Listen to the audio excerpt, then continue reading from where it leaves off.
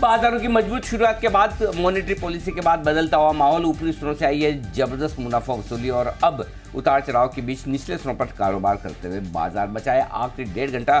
Weekly expiry का action किस तरफ रहेगा ये जानेंगे। स्वागत है आप सबका फाइनल ट्रेड में। नमस्कार, मैं हूं अनिल सिंह जी और नमस्कार, मैं हूं दीपांशु भंडारी। जी बिजनेस के बंधन म्यूचुअल फंड में स्वागत है आपका। फाइनल ट्रेड चल रहा है और बाजार में तो थोड़ा पॉलिसी के बाद वीकनेस आई है, हल्का सा आप कह सकते हैं डिसअपॉइंटमेंट आया पॉलिसी का, बट एक्साइटमेंट अनिल जी हमारा है, हम सबका जी बिजनेस पर है। आपको बधाई सर, हमारे सारे व्यूअर्स को बधाई। क्या शानदार नंबर्स आए हैं व्यूअरशिप के। बजट के दिन सबने सिर्फ और सिर्फ जी बिजनेस को ही देखा है सर। क्या मार्केट लीडरशिप है हमारी। जी बिल्कुल, ये नंबर्स बहुत ही बेहतरीन हैं और बहुत ही संतोषजनक है, सेटिस्फेक्शन देने वाले हैं। सबसे पहले तो मैं आपको, हमारी पूरी टीम को, चाहे वो पर्दे पर हैं या पर्दे के पीछे पर हैं, और पूरी टीम ने जिस तरह से दम लगाकर काम किया वो गज़ब का था, तो उन सबको बहुत बहुत बधाई। सबसे ज़्यादा हमारे एक्सपर्ट्स के पूरे दमदार पैनल को, चाहे फिर वो बजट महासभा हो जिसमें हमारे सारे एक्सपर्ट्स थे, बग्गा साहब, ओसवाल साहब, अरुण आनंदगिरी, वरिंदर बंसल, बाकी सारे मेहमान थे, और चाहे फिर बजट स्टॉक एक्सचेंज में हमारे 12 वो महारथी जो हमारे साथ हर रोज़ आपको नज़र आते हैं। इन सब का कंट्रीब्यूशन मैं जितनी तारीफ़ करूं उतनी कम है, लेकिन सबसे ज़्यादा धन्यवाद हमारे सभी उन दर्शकों का है जो हमेशा हमें देखते हैं, और उनसे ज़्यादा और उनके साथ ही धन्यवाद उन सभी दर्शकों का है जो ख़ास तौर से बड़े दिन हमारे साथ जुड़ते हैं। बाज़ार के लिए बजट से बड़ा दिन कोई नहीं होता, और अगर बजट के दिन अगर दूसरे चैनल्स में भी, दूसरे मीडियम पर ही देखने वाले लोग अगर जी बिजनेस के साथ आकर जुड़ते हैं तो ये एक हमारे लिए बहुत बड़ी बात है। और ये बड़ी बात इसलिए है कि उन्हें ये पता है कि बड़ी इवेंट पर और बड़े दिन और बड़े घटनाक्रम पर आपको कौन सा चैनल देखना है, कौन सा बिजनेस चैनल देखना है। तो उनका जो ये भरोसा है हमारे ऊपर, उसके लिए मैं उनको जितना धन्यवाद कहूँ उतना कम है। बड़ी बात यह है दीप कि बजट स्पीच के दौरान हमारी लीडरशिप हर एक चैनल से ज़्यादा है, चाहे वो सोशल मीडिया पे हो, चाहे टीवी पर हो। अब आप देखिए, जो जनरल न्यूज़ चैनल्स होते हैं उनकी रीच बहुत ज़्यादा होती है, हम कभी उनका मुकाबला नहीं कर सकते रीच के मामले में, जहाँ तक वो पहुँच सकते हैं। लेकिन उसके बावजूद बजट के स्पीच के दौरान जब वित्त मंत्री जी अपना भाषण पेश कर रही है, उस भाषण में क्या है, आप किसी भी चैनल पर देखें, ये जैसे कि आप गणतंत्र दिवस की परेड देख रहे हो या कोई भी और ऐसा प्रोग्राम देख रहे हो, किसी भी चैनल पे देखें, सब जगह सेम है। ठीक तब फिर ऐसा क्या जी बिजनेस के साथ आकर जुड़ने की वजह सारे दर्शकों की जो जनरल न्यूज़ देखते हैं वो भी उस दिन आकर हमें देखना चाहते हैं। तो इसका सीधा सीधा एक ही मतलब निकलता है दीप, वो ये है कि लोग ये समझते हैं कि बिजनेस के मामले में, इकोनॉमी के मामले में, और इस इकोनॉमी और बिजनेस से जुड़ी हुई पॉलिसी के मामले में अगर सबसे भरोसेमंद आवाज़ कोई है, सबसे ज़्यादा साफ और सटीक तरीके से कोई विश्लेषण करके आपको देता है, तो वो जी बिजनेस है। और मेरे ख्याल से यही बड़ी वजह कि दूसरे चैनल से भी लोग शिफ्ट होकर बड़े दिन हमारे साथ और ज़्यादा आकर जुड़ते हैं। तो ये एक बड़ी चीज़ है जो हमारे लिए एक तरह से कह सकते हैं अचीवमेंट है के तौर पर है, और मैं इसके लिए विनम्रतापूर्वक सबका धन्यवाद देना चाहता हूँ। सबको ये 6ठा साल है हमारी लीडरशिप बड़ी। और दीप, एक और बात की खुशी ये है कि साल दर साल इस लीडरशिप में बढ़ोतरी होती दिख रही है, ये आंकड़े बड़े होते दिख रहे हैं। काफ़ी चैलेंजिंग एनवायरनमेंट होता है, काफ़ी चुनौतियां होती है, कई तरह की तैयारियां करनी होती है। मुझे पता है हम कई रातों तक ढंग से सोए नहीं, उसके बाद हम जाकर हमारी टीम में कई मेंबर्स हैं जिन्होंने बड़ी मेहनत की, तब जाकर ये नंबर्स हासिल होते हैं। सो इस हमारे एक्सपर्ट्स को देखिए, देश भर से चलकर वो इस प्रोग्राम के लिए आए। आप सब लोगों ने दिल लगाकर ट्वीट किए हैं, अपनी मर्ज़ी से ट्वीट किए हैं, और तब जाकर हम ट्रेंडिंग होते हुए दिखें। तो ये सब उन सारे कई हफ्तों के जो एक्शन का, मेहनत का परिणाम है जो आपको आता हुआ दिखा है। बहुत बहुत बधाई एक बार फिर से, और सब हमारे सभी दर्शकों का जो नियमित तौर पर रोज़ देखते हैं उनका भी, और जो कभी कभार हमारे साथ जुड़ते हैं उनका भी, दोनों का बहुत बहुत धन्यवाद। इसी तरह से आप अपना प्रेम, प्यार, विश्वास, स्नेह हम पर बनाए रखें। थैंक यू सो मच, बहुत बहुत धन्यवाद। एब्सोल्युटली सर, और बहुत ही मज़ा आया ये देखकर। एक छोटी चीज़ और, दो चीज़ें एक्चुअली। एक तो जो 85% during budget speech, I think budget day पर भी ये बात हमने मेंशन करी थी कि बजट स्पीच तो हर जगह सेम होता है, हमारा सारा सोर्स सेम होता है, बट उसमें भी व्यूअर्स सिर्फ और सिर्फ हमारे साथ रहते हैं 85% व्यूअर्स। और दूसरा जो सोशल मीडिया के नंबर्स हैं, बजट के दिन sir hashtag Anil Singhvi, hashtag budget on Zee trend कर रहा था, बजट के एक दिन बाद भी ये दोनों ट्रेंड कर रहे थे। यूट्यूब पर हमारे रिकॉर्ड लाइव हिट्स आए, बाकी सोशल मीडिया फेसबुक हो, ट्विटर हो, इंस्टाग्राम हो, वहां से जबरदस्त आए। हमारे ऐप पर जो स्ट्रीमिंग हो रही थी, वेबसाइट से जो स्ट्रीमिंग हो रही थी, तो वहां पर भी जो सोशल मीडिया व्यूअर्स आए वो भी, और ड्यूरिंग बजट दौरान स्पेशली जो व्यूअर्स जुड़े वो तो शानदार आंकड़े आए सर। बहुत अच्छा सवाल है दीप, और इसके दो पार्ट में मैं आपको जवाब दूंगा। पहला, बजट स्पीच के दौरान जो इतने लोग जुड़ रहे हैं, इसका मतलब क्लियर कट है कि बजट के दौरान वित्त मंत्री जी जो कुछ भी कह रही हैं उसे आसान भाषा में आप तक कैसे पहुंचे, ये हमारा प्रयास होता है, पहला। और दूसरा, जो वो कह रही हैं उसका मतलब क्या है, यानी कि खबर और खबर का असर, यानी कि जो कुछ उसने कहा उसका इम्पैक्ट क्या है, किस स्टॉक पर है, किस सेक्टर पर है, आप पर है। वो दोनों चीज़ें अगर आप ढंग से कर लें तो तुरंत आपको लोगों को समझ में आ जाए कि आपको देखना क्या है, पहली चीज़। तो पहले आपके सवाल के पहले हिस्से का ये जवाब हुआ कि लोग जो बजट स्पीच के दौरान सारे हमारे पास आकर देखने की कोशिश कर रहे हैं, उसके पीछे ये दो बड़े कारण हैं। और आप सोचेंगे कि तो मैं बिजनेस सीक्रेट है जो सबके सामने शेयर कर रहा हूँ, लेकिन इसमें कोई बड़ी बात नहीं। मैं तो चाहता हूँ सारे चैनल सब लोग अच्छा करें, ज़्यादा से ज़्यादा बढ़िया करें, ताकि दर्शकों को भला हो। दूसरी चीज़ जो मैं आपको बताना चाहता हूँ वो चीज़ इंपॉर्टेंट दीप ये है कि जो सोशल मीडिया के नंबर्स की आपने बात की कि सोशल मीडिया पे नंबर्स इतने मजबूत है। सोशल मीडिया के नंबर्स का दो मतलब निकाला जाए। पहला मतलब तो ये कि सोशल मीडिया के नंबर्स काफ़ी हद तक आपको इंडिकेशन देते हैं, क्योंकि टीआरपी के नंबर्स में क्या होता है, कहीं मीटर्स होते हैं, कहीं नहीं होते, कहीं कम होते हैं, कहीं ज़्यादा होता है, हमें भी नहीं पता होता कहाँ कहाँ मीटर्स होते हैं, किसी को नहीं पता होता। कई जगह ऐसी जगह जहाँ पर हमें देखा जाता है लेकिन वहाँ मीटर नहीं होते हैं। कई लोग बोलते हैं अगर मीटर सब जगह होते तो शायद टीआरपी के नंबर और ज़्यादा कुछ अलग होते हैं। एनीवे, वो छोड़ दीजिए। तो पहली चीज़ है कि सोशल मीडिया के नंबर्स आपके लिए इंडिकेशन हमेशा होते हैं। बजट के दिन ही हमने जो सोशल मीडिया के नंबर से हमने दूसरे दिन फ्लैश किए, बजट के दिन आपको समझ में आ रहा है कि ट्रेंड क्या कर रहा है। और ऐसा नहीं कि कोई मिनट 2 मिनट के लिए ट्रेंड किए हों, हम घंटों भर ट्रेंड करते रहें। तो जाहिर सी बात है जो ट्रेंड हो रहा है और जो सोशल मीडिया पे, यूट्यूब पर, दूसरे प्लेटफॉर्म पे नंबर आ रहे हैं, वो अपने आप इंडिकेशन देते हैं कि कौन आगे चल रहा है, कौन नंबर आपको दिखा रहा है। दूसरी चीज़ जो सबसे इंपॉर्टेंट है इसमें, जो मैं हाईलाइट स्पेसिफिकली करना चाहता हूँ, और वो ये कि सोशल मीडिया के ट्रेंड मुझे बहुत ज़्यादा सेटिस्फेक्शन देते हैं। कैसे कि अब तक क्या होता था, आज से 3 साल पहले, 4 साल पहले, 2020 के पहले, स्टॉक मार्केट मतलब 35-40 प्लस की एज वाला वो बंदा जो जीवन में एक लेवल तक पहुंच चुका है, थोड़े पैसे बचाने शुरू कर चुका है, अब समझदार हो गया कि पैसे बचाने के बाद उसको इन्वेस्ट करना है, वो थोड़ा बहुत मार्केट में पैसा लगाता है, थोड़ा इधर उधर लगाता है। आज स्थिति बदल चुकी है दीप। आज 18-20 साल के बच्चे एक्टिवली मार्केट में पार्टिसिपेट कर रहे हैं, एक्टिवली। और 30 साल तक के बच्चे तो इतने ज़्यादा, नए जो डीमैट अकाउंट खुल रहे हैं, नए ट्रेडिंग अकाउंट खुल रहे हैं, उसमें ये सारे 20 से 30 साल के बच्चों का मैं बच्चे इसलिए कह रहा हूँ कि मेरी उम्र काफ़ी ज़्यादा है, उनके कंपैरिजन में 25 साल का फ़र्क है, लेकिन कहने का मतलब ये जो युवा है, युवा कहना ज़्यादा ठीक होगा, तो ये जो युवा हैं जो बाज़ार में आ रहे हैं, ये सोशल मीडिया वाले हैं।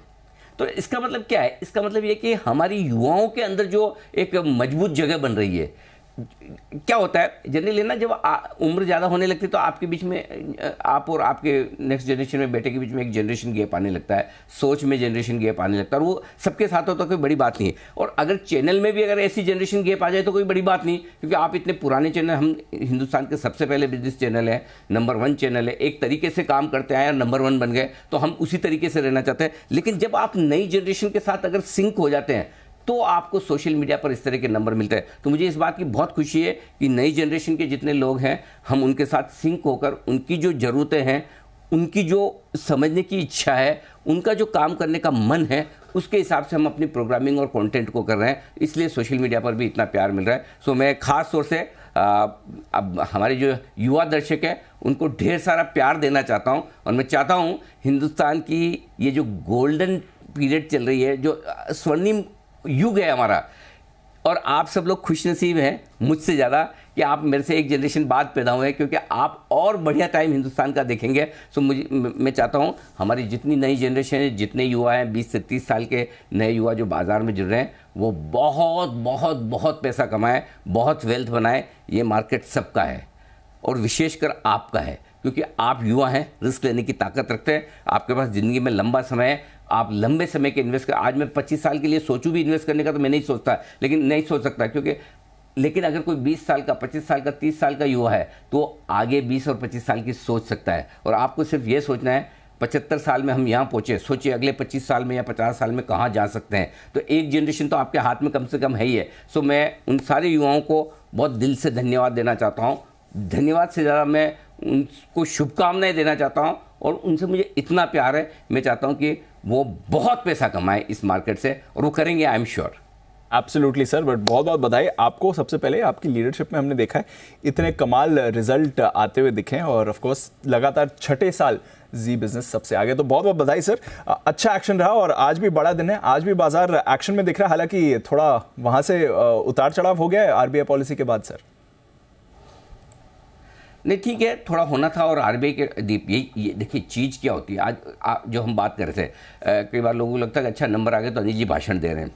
बात भाषण की नहीं है, बात जैसे आज आपने क्या देखा, ये एकदम क्लासिकल केस है। और मैं कोशिश करूँगा मेरी टीम वो है ना बाइट निकाल के लाए कि किस वक्त हमने पकड़ा कि क्यों आज बैंक्स के लिए आरबीआई की पॉलिसी ख़राब है। और 2 पॉइंट हमने पकड़े, एक लिक्विडिटी का और दूसरा हिडन चार्जेस जो बैंक लगाते थे उसको अब आपको पूरा क्लब करके बंडल करके करना पड़ेगा, कोई हिडन चार्ज। इन 2 चीज़ों को पकड़कर जो हमने एनालिसिस किया, दीप आप बिलीव नहीं करेंगे, इतने मैसेज मुझे सुबह से लेकर अब तक आए, इतने लोगों ने फ़ोन किया, बोले कि क्या एकदम समय पर जी बिजनेस ने वो विश्लेषण किया। अब यही बात है, सेम चीज़ है दीप, गवर्नर साहब सब जगह भाषण दे रहे हैं, शक्तिकांता दास साहब को आप यहाँ सुनो कहीं भी सुनो, बात तो वही है। लेकिन कौन सटीक विश्लेषण कर सकता है और एकदम किस बात को? आमतौर पर आप आरबीआई क्रेडिट पॉलिसी के दिन इन्फ्लेशन, जीडीपी, ब्याज दरों में कटौती बढ़त और चौथा लिक्विडिटी, इन 4 चीज़ों के अलावा 5वीं चीज़ पर कभी जाएंगे ही नहीं, क्योंकि आपको लगता है ये 4 ही तो है ना। 5वां कोई आउट ऑफ सिलेबस आकर मार्केट पर इतना बड़ा असर डाल सकता है क्या, ये समझ और उसको टाइम से पकड़ने की जो कोशिश है हमारी, यही हमें डिफ्रेंशिएट करती है। और इसका सीधा एग्जांपल आज सुबह आपने देखा कि जब से हमने कवर किया उसके बाद बैंक निफ्टी करीबन ऊपरी से 700-800 पॉइंट फिसला।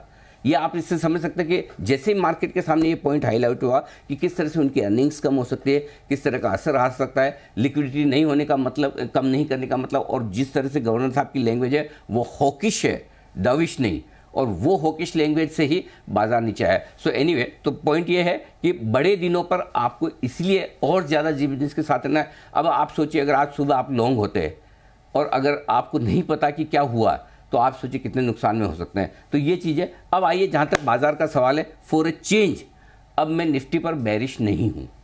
निफ्टी मेरे लिए शूटिंग जोन में आ रहा है, बाइंग रेंज में आता हुआ दिख रहा है। और दीप मुझे लगता है कि यहाँ से लेकर नीचे थोड़ा यहीं पर जो 21,725 है, थोड़ा 21,650, थोड़ा 21,550, 2 या 3 टुकड़ों में जहाँ आपको ठीक लगे धीमे धीमे खरीदारी का मौका बनेगा, धीमे धीमे खरीदारी का मौका बनेगा। तो इसलिए अब कोई बहुत ज़्यादा ऐसा मंदी में रहने की ज़रूरत नहीं है। रेंज बाउंड मार्केट है, करेक्शन आएगा, ऊपर में किसी और रीजन से आएगा, नीचे में किसी और रीजन से खरीदारी आती हुई दिख रही है। अब ये लेने का वक्त है, न कि देने का। ध्यान से सुनिए, डरिए मत। मैं ये नहीं कह रहा कि 21,700 के नीचे नहीं जाएगा, जा सकता है, बड़ी बात नहीं है। 21,650 भी आ सकता है, और आ जाए तो 21,550 भी आ जाए, आएगा नहीं बट आ जाए तो कोई दिक्कत नहीं। आपको 2 या 3 टुकड़ों में थोड़ी खरीदारी करनी है, सिंपल ये बात निफ्टी में। बैंक निफ्टी मेरे लिए कल, आज, परसों, पिछले हफ्ते अभी तक टच में नॉट है। बैंक निफ्टी को लेकर मैं अभी भी क्लैरिटी में नहीं हूँ कि लेना है या बेचना है। मैं क्लैरिटी से ज़्यादा मैं करना नहीं चाहता। मेरा पॉइंट सिंपल है, 46,000 के आसपास आज भी आपको बात हुई थी हमारी, 46,050, 46,175 हाई रेंज है। आज का हाई मिला के देख लीजिए दीप, 46,181। नीचे में हमने कहा कि 45,200 तक निफ्टी आ सकता है जब करेक्शन की शुरुआत हुई। 45,425, 525, 625 पहला सपोर्ट था, उसके बाद 45,225। आज का लो देख लीजिए 45,227 का है बैंक निफ्टी का। तो बैंक निफ्टी और निफ्टी बैंक निफ्टी में तो देखिए दोनों तरफ के लेवल एग्जैक्ट 2-2, 4-4 पॉइंट से बचे हैं। निफ्टी में भी 21,700 हमारा नीचे का लेवल है, 21,700 आ चुका है। ऊपर में 22,000, 22,050 के आसपास की प्रॉफिट बुकिंग का लेवल था, वहाँ से घुमाए। अब हमें निफ्टी में अब डर नहीं लगता। हमें 22,000 पे लगता था, अब नहीं लगता।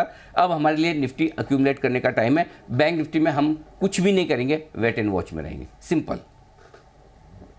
ले निफ्टी अब खरीदारी की राय आ रही है, bank Nifty wait and watch, observe करिए क्या कुछ चल रहा है। ब्रॉडर मार्केट में तो कोई परेशानी नहीं है, हालांकि स्मॉल कैप लगातार 11वें दिन तेजी में था, अब थोड़ी मुनाफा वसूली देकर फ्लैट हो चुका है। आइए स्टॉक्स की बात करेंगे, बाजार में क्या कुछ हो रहा है उस पर भी करेंगे चर्चा। उससे पहले एक बार नूर और कुशल के पास चलते हैं और समझ लेते हैं कौन से बड़े इवेंट्स और खबरें हैं जहां पर आपको रखनी है नजर। कुशल, गुड आफ्टरनून, करिए शुरुआत इवेंट्स के साथ। Good afternoon Deepa. इवेंट में ऑफ कोर्स अपोलो हॉस्पिटल्स और ग्रासिम इंडस्ट्रीज इनके नंबर्स आने बाकी हैं। साथ ही एफएनओ स्पेस से 8 कंपनियां, Aarti industries, Biocon, Escorts, Page, Ramco cement, United Breweries, Balrampur Chini और पीएफसी के नंबर्स पर भी नजर रखिए। शाम 6 बजे कैबिनेट सीसीए की बैठक भी होने वाली है, तो ये तो आज के इवेंट है। कल के दिन के लिए आज से हीरो मोटोकॉर्प अपने नंबर्स घोषित करेगा। साथ ही MRF, Tata power, Zydus life science, PI industries समेत एल्केम लैब और बंधन बैंक के नंबर्स पर भी नजर रखिए। जाइडस लाइफ साइंस नतीजों के साथ साथ बायबैक पर भी विचार होगा। साथ ही ग्रासिम 2.2 करोड़ राइट शेयर्स इसके लिस्ट भी होते हुए दिखेंगे। एक्स डिविडेंड ट्रेड करेगा। सन फार्मा का काउंटर और आईपीओ के लिहाज से ढेर सारा एक्शन है, जिसमें इंटेरो हेल्थ केयर सोल्यूशंस ये खुलने वाला है और साथ ही राशि पेरिफेरल्स, जाना एसएफबी और कैपिटल एसएफबी, ये 3 आईपीओ जो हैं बंद होते हुए नजर आएंगे कल के दिन में। तो फाइनल सब्सक्रिप्शन का क्या आता है वो देखना होगा। चीन के बाजारों में कल छुट्टी रहने वाली है। साथ ही हांगकांग और सिंगापुर भी अर्ली क्लोजिंग के लिए तैयार हो रहे हैं। जहां तक 10 फरवरी शनिवार का सवाल है, नंबर्स के लिहाज से डिविज लैब और ओएनजीसी नंबर्स घोषित करेंगे। एफएनओ स्पेस से औरोबिंदो फार्मा और एमसीएक्स पर भी नजर रखिए। और सोमवार 12 फरवरी जनवरी महीने का हमारा सीपीआई आंकड़ा और साथ ही दिसंबर का जो इंडस्ट्रियल प्रोडक्शन डेटा है उस पर भी आपको नजर रखनी है। और नंबर्स के लिहाज से कोल इंडिया तो नंबर्स अपने बताए गए ही। साथ ही एफएनओ स्पेस से Samvardhana, Motherson, Bharat forge, HAL और सेल ये अपने नंबर्स भी घोषित करते हुए दिखेंगे। Jyoti CNC automation 50% IPO anchor lock in इनका खत्म हो जाएगा। SBFC finance and Concord biotech का भी pre IPO investor lock in खत्म होता हुआ दिखेगा। अंतरिम dividend ex date Torrent pharma, finance minister in fact साथ ही आरबीआई सेंट्रल बोर्ड को एड्रेस भी करते हुए नजर आएंगे। और जापान और सिंगापुर और हांगकांग ये तीनों बाजारों में छुट्टी भी रहने वाली है सोमवार को। चलिए, ग्लोबल मार्केट्स में तो छुट्टी है, बट हमारे बाजार में भरपूर एक्शन आपको दिख रहा है। कुछ नंबर्स भी आ रहे हैं और कुछ खबरें भी आ चुके हैं। नुपुर, गुड आफ्टरनून, बताएं क्या कुछ हुआ आज बाजार में। बिल्कुल, गुड आफ्टरनून। बीएमएल के साथ शुरुआत करते हैं। यहाँ पे नतीजे आते हुए दिखे। कंपनी के आए देखे तो सिर्फ 1% की ग्रोथ आपको यहाँ पे नजर आएगी। कामकाजी लेवल पे कमजोरी आती हुई दिखे। 38% से मुनाफा घटकर आते हुए नजर आया। मार्जिन पर दबाव है, 8.5% से घट के 5% के मार्जिन रह गए। मुनाफा भी देखें तो 27% की गिरावट आपको यहाँ पर भी नजर आएगी। जाइडस वेलनेस, यहाँ पे कंपनी की आय में 3% की गिरावट आपको दिखेगी। मार्जिन आधे होते हुए दिखे, 7% से 3.5% पे मार्जिन आ गए। मुनाफा भी देखे तो 20 करोड़ से घट के सिर्फ 1 करोड़ के आसपास आता हुआ दिखा है। तो कमजोर नतीजे जाइडस वेलनेस की तरफ से भी। वेंकिस पर भी फोकस करके चलना है। यहाँ पे मुनाफे से घाटे में आ चुकी है कंपनी। 16.5 करोड़ के मुनाफे के सामने 8 करोड़ का घाटा आते हुए दिखा है। तो वेंकिस के भी आए हैं कमजोर नतीजे। ग्रीव्स कॉटन, यहाँ पे कंपनी की आय देखे तो 30% से बढ़कर आती हुई दिखी है। तो मजबूत नतीजे आते हुए दिखे ग्रीव्स कॉटन की तरफ से। मार्जिन देखे तो आपको 5% के दिखेंगे। कामकाजी लेवल पे मुनाफा 3 करोड़ से बढ़ के 35 करोड़ पहुंच गया। मुनाफा भी देखे तो 6 करोड़ से बढ़ के करीबन 60 करोड़ के आसपास आते हुए दिखा है। हर्षा इंजीनियरिंग भी आज फोकस में। कंपनी की आय में 8% की बढ़त है। कामकाजी लेवल पे मुनाफा 5% से गिरकर आते हुए दिखा है। तो ऑपरेशनली नंबर्स हर्षा इंजीनियरिंग के कमजोर आते हुए दिखे। 3M इंडिया कंसोलिडेटेड मुनाफा देखे तो 125 करोड़ से बढ़ के 135 करोड़ होते हुए दिखा है। और आय भी देखे तो यहाँ पर भी आपको बढ़त नजर आएगी। खबरों में लैंडमार्क पे आज फोकस करके चलना है। MG मोटर इंडिया के साथ कंपनी ने LOI जो है वो साइन कर लिया है। मुंबई में डीलरशिप खोलने के लिए ये जो है करार किया गया है। AMC कंपनीज भी आज फोकस में, क्योंकि जनवरी का जो एम्फिका डेटा है, म्यूचुअल फंड का जो डेटा है वो आते हुए दिखा है। पहली बार जो SIP है वो 18,800 करोड़ के पार जाती हुई नजर आई है। म्यूचुअल फंड AUM भी देखे तो आपको 4% की बढ़त यहाँ पे दिखेगी। और 15 महीनों के बाद लार्ज कैप फंड में इनफ्लो जो है 1000 करोड़ के पार जाता हुआ दिखा है। और लास्ट में ब्लॉक डील IOB, जहाँ पे 1 करोड़ शेयर्स के काफ़ी सौदे सुबह से हुए हैं। ये है राय आपके लिए आती हुई इस वक्त सारी की सारी खबरों पर। आइए, एक्सपर्ट्स का है दमदार पैनल हमारे साथ तैयार। कौन कौन है जरा दर्शन करवा दीजिए। सुमित जी, हिमांशु जी और बंसल जी हमारे साथ तैयार हैं। वागले साहब, मेहुल जी और जैन साहब का भी बहुत बहुत स्वागत है। और सबसे पहले तो आप सबको जो पैनल पे इस वक्त विराजमान हैं, आप सबके और आप सबके अलावा जो इस वक्त पैनल पे नहीं है, हमारे सारे एक्सपर्ट्स को दिल से बहुत बहुत धन्यवाद और बधाइयाँ बजट के दिन की ज़बरदस्त परफॉर्मेंस के लिए। आज नंबर्स आए, आपने देखे होंगे, बहुत ही बढ़िया प्रदर्शन आप सबकी भी बदौलत जी बिजनेस कर पाया है। मेरा दिल से आभार स्वीकार करें। बिल्कुल सुमित जी के लिए, सुमित के super duper hit.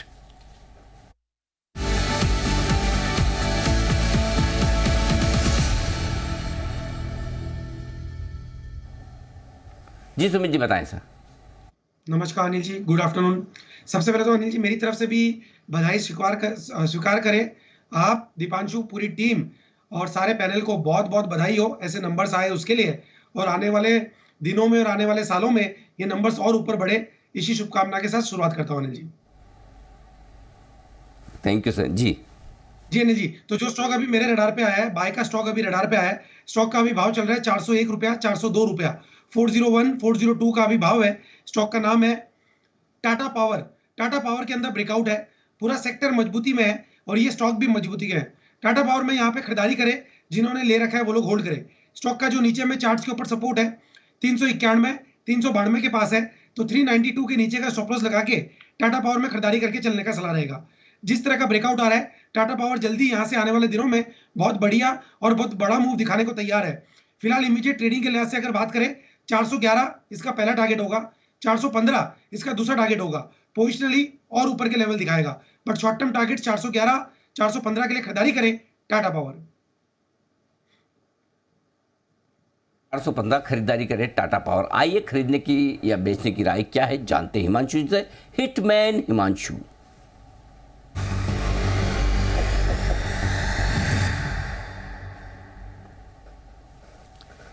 Himanshu ji फरमाएं। Good afternoon to you Anil ji, good afternoon everyone.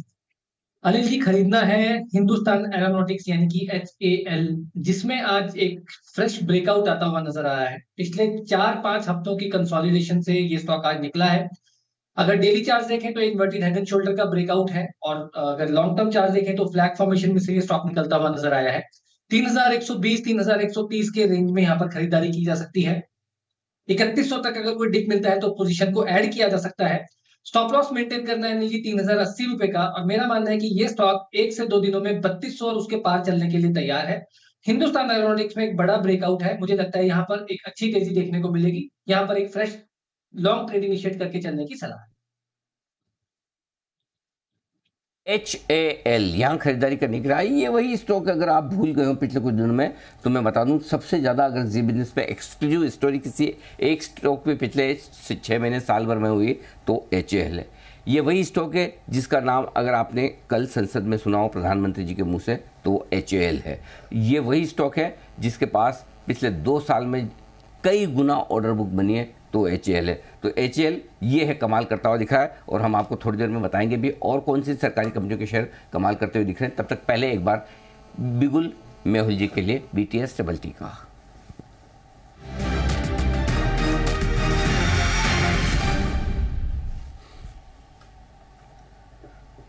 बताएं sir. Good afternoon Anil ji, good afternoon Deepanshu. Anil ji, मेरा भी जो काउंटर है HAL से रिलेटेड ही है, दोनों साथ ही में चलते हैं almost. That is BDL, Bharat dynamics limited. Similar breakout आया है, जैसा गुप्ता जी ने कहा अभी HAL में आया, वैसा ही BDL में भी आया है। यहाँ पर 1880 के पास चल रहा है, 1780 के स्टॉप लॉस से खरीदारी कीजिए। 2080 का टारगेट आएगा। ये जो आज ब्रेकआउट आया है इनवर्स हेड एंड शोल्डर जैसा दिख रहा है, वॉल्यूम्स भी बहुत ही अच्छे हैं, तो 2000 के ऊपर बहुत ही जल्दी जा सकता है। 2080 का टारगेट रहेगा, 1780 का स्टॉप लॉस रहेगा। भारत डायनामिक्स डिफेंस, यहीं पर पूरा एक्शन है। मेहुल जी को भी पसंद आ रहा है। अभी हिमांशु जी की तरफ से HAL आया है, मेहुल जी की भारत डायनामिक्स पसंद है, और ये स्पेस भी काफ़ी बजिंग आपको दिख रही है। जैन साहब भी हैं हमारे साथ शो में, और जैन साहब से भी एक बार राय ले लेते हैं बाजार के एक्शन पर, और स्पेशली जो ब्रॉडर मार्केट में आज मुनाफा वसूली आई है। जैन साहब, वैसे तो 10 दिन से आउट परफॉर्म कर रहे थे मिड और स्मॉल कैप, आज थोड़ा पॉलिसी के बाद यहाँ पर भी प्रेशर दिखा है वापस बाजार में आते हुए। क्या ये वापस बाय ऑन डिप अपॉर्चुनिटी बनेगा, या फिर थोड़ा बाजार के साथ यहाँ पर भी करेक्शन आ सकता है? कैसे देखना है सर इसे? ये मुझे बाय ऑन डिप अपॉर्चुनिटी लगती है। इनफैक्ट आप देखिए मिड कैप और स्मॉल कैप तो ऑलमोस्ट, मिड कैप इंडेक्स तो निफ्टी मिड कैप 100 की बात करें तो अभी भी ग्रीन में है, और small cap index just flirt कर रहा है ग्रीन और रेड के बीच में, तो आई फील वो भी रेड ग्रीन ही माने ओवरऑल। सो मुझे ऐसा लगता है कि बैंक निफ्टी का प्रेशर हो या निफ्टी का प्रेशर, और कुछ जो बड़ी प्राइवेट सेक्टर बैंक्स है उनके लिए थोड़ी क्रेडिट पॉलिसी में कुछ जो हिडन चार्जेस को लेकर जो था उसकी वजह से भी करेक्शन है। और आज तो बहुत बढ़िया अनिल जी ने सुबह एनालिसिस दिया ही था, और उसके बाद से हमने देखा काफी अच्छा खासा एक करेक्शन भी आया बैंक निफ्टी में। बट ओवरऑल आई फील कि 21,700 750 ये रेंज है जहां पे सपोर्ट लेना चाहिए निफ्टी को, और यहाँ पे बाइंग आएगी। और निफ्टी की अगर आप एवरेजेस को देखें तो 10 डे जो है वो उसके आसपास अभी भी रह रहा है। और मुझे संभव लगता है कि स्मॉल कैप मिड कैप में अपॉर्चुनिटीज अभी भी है।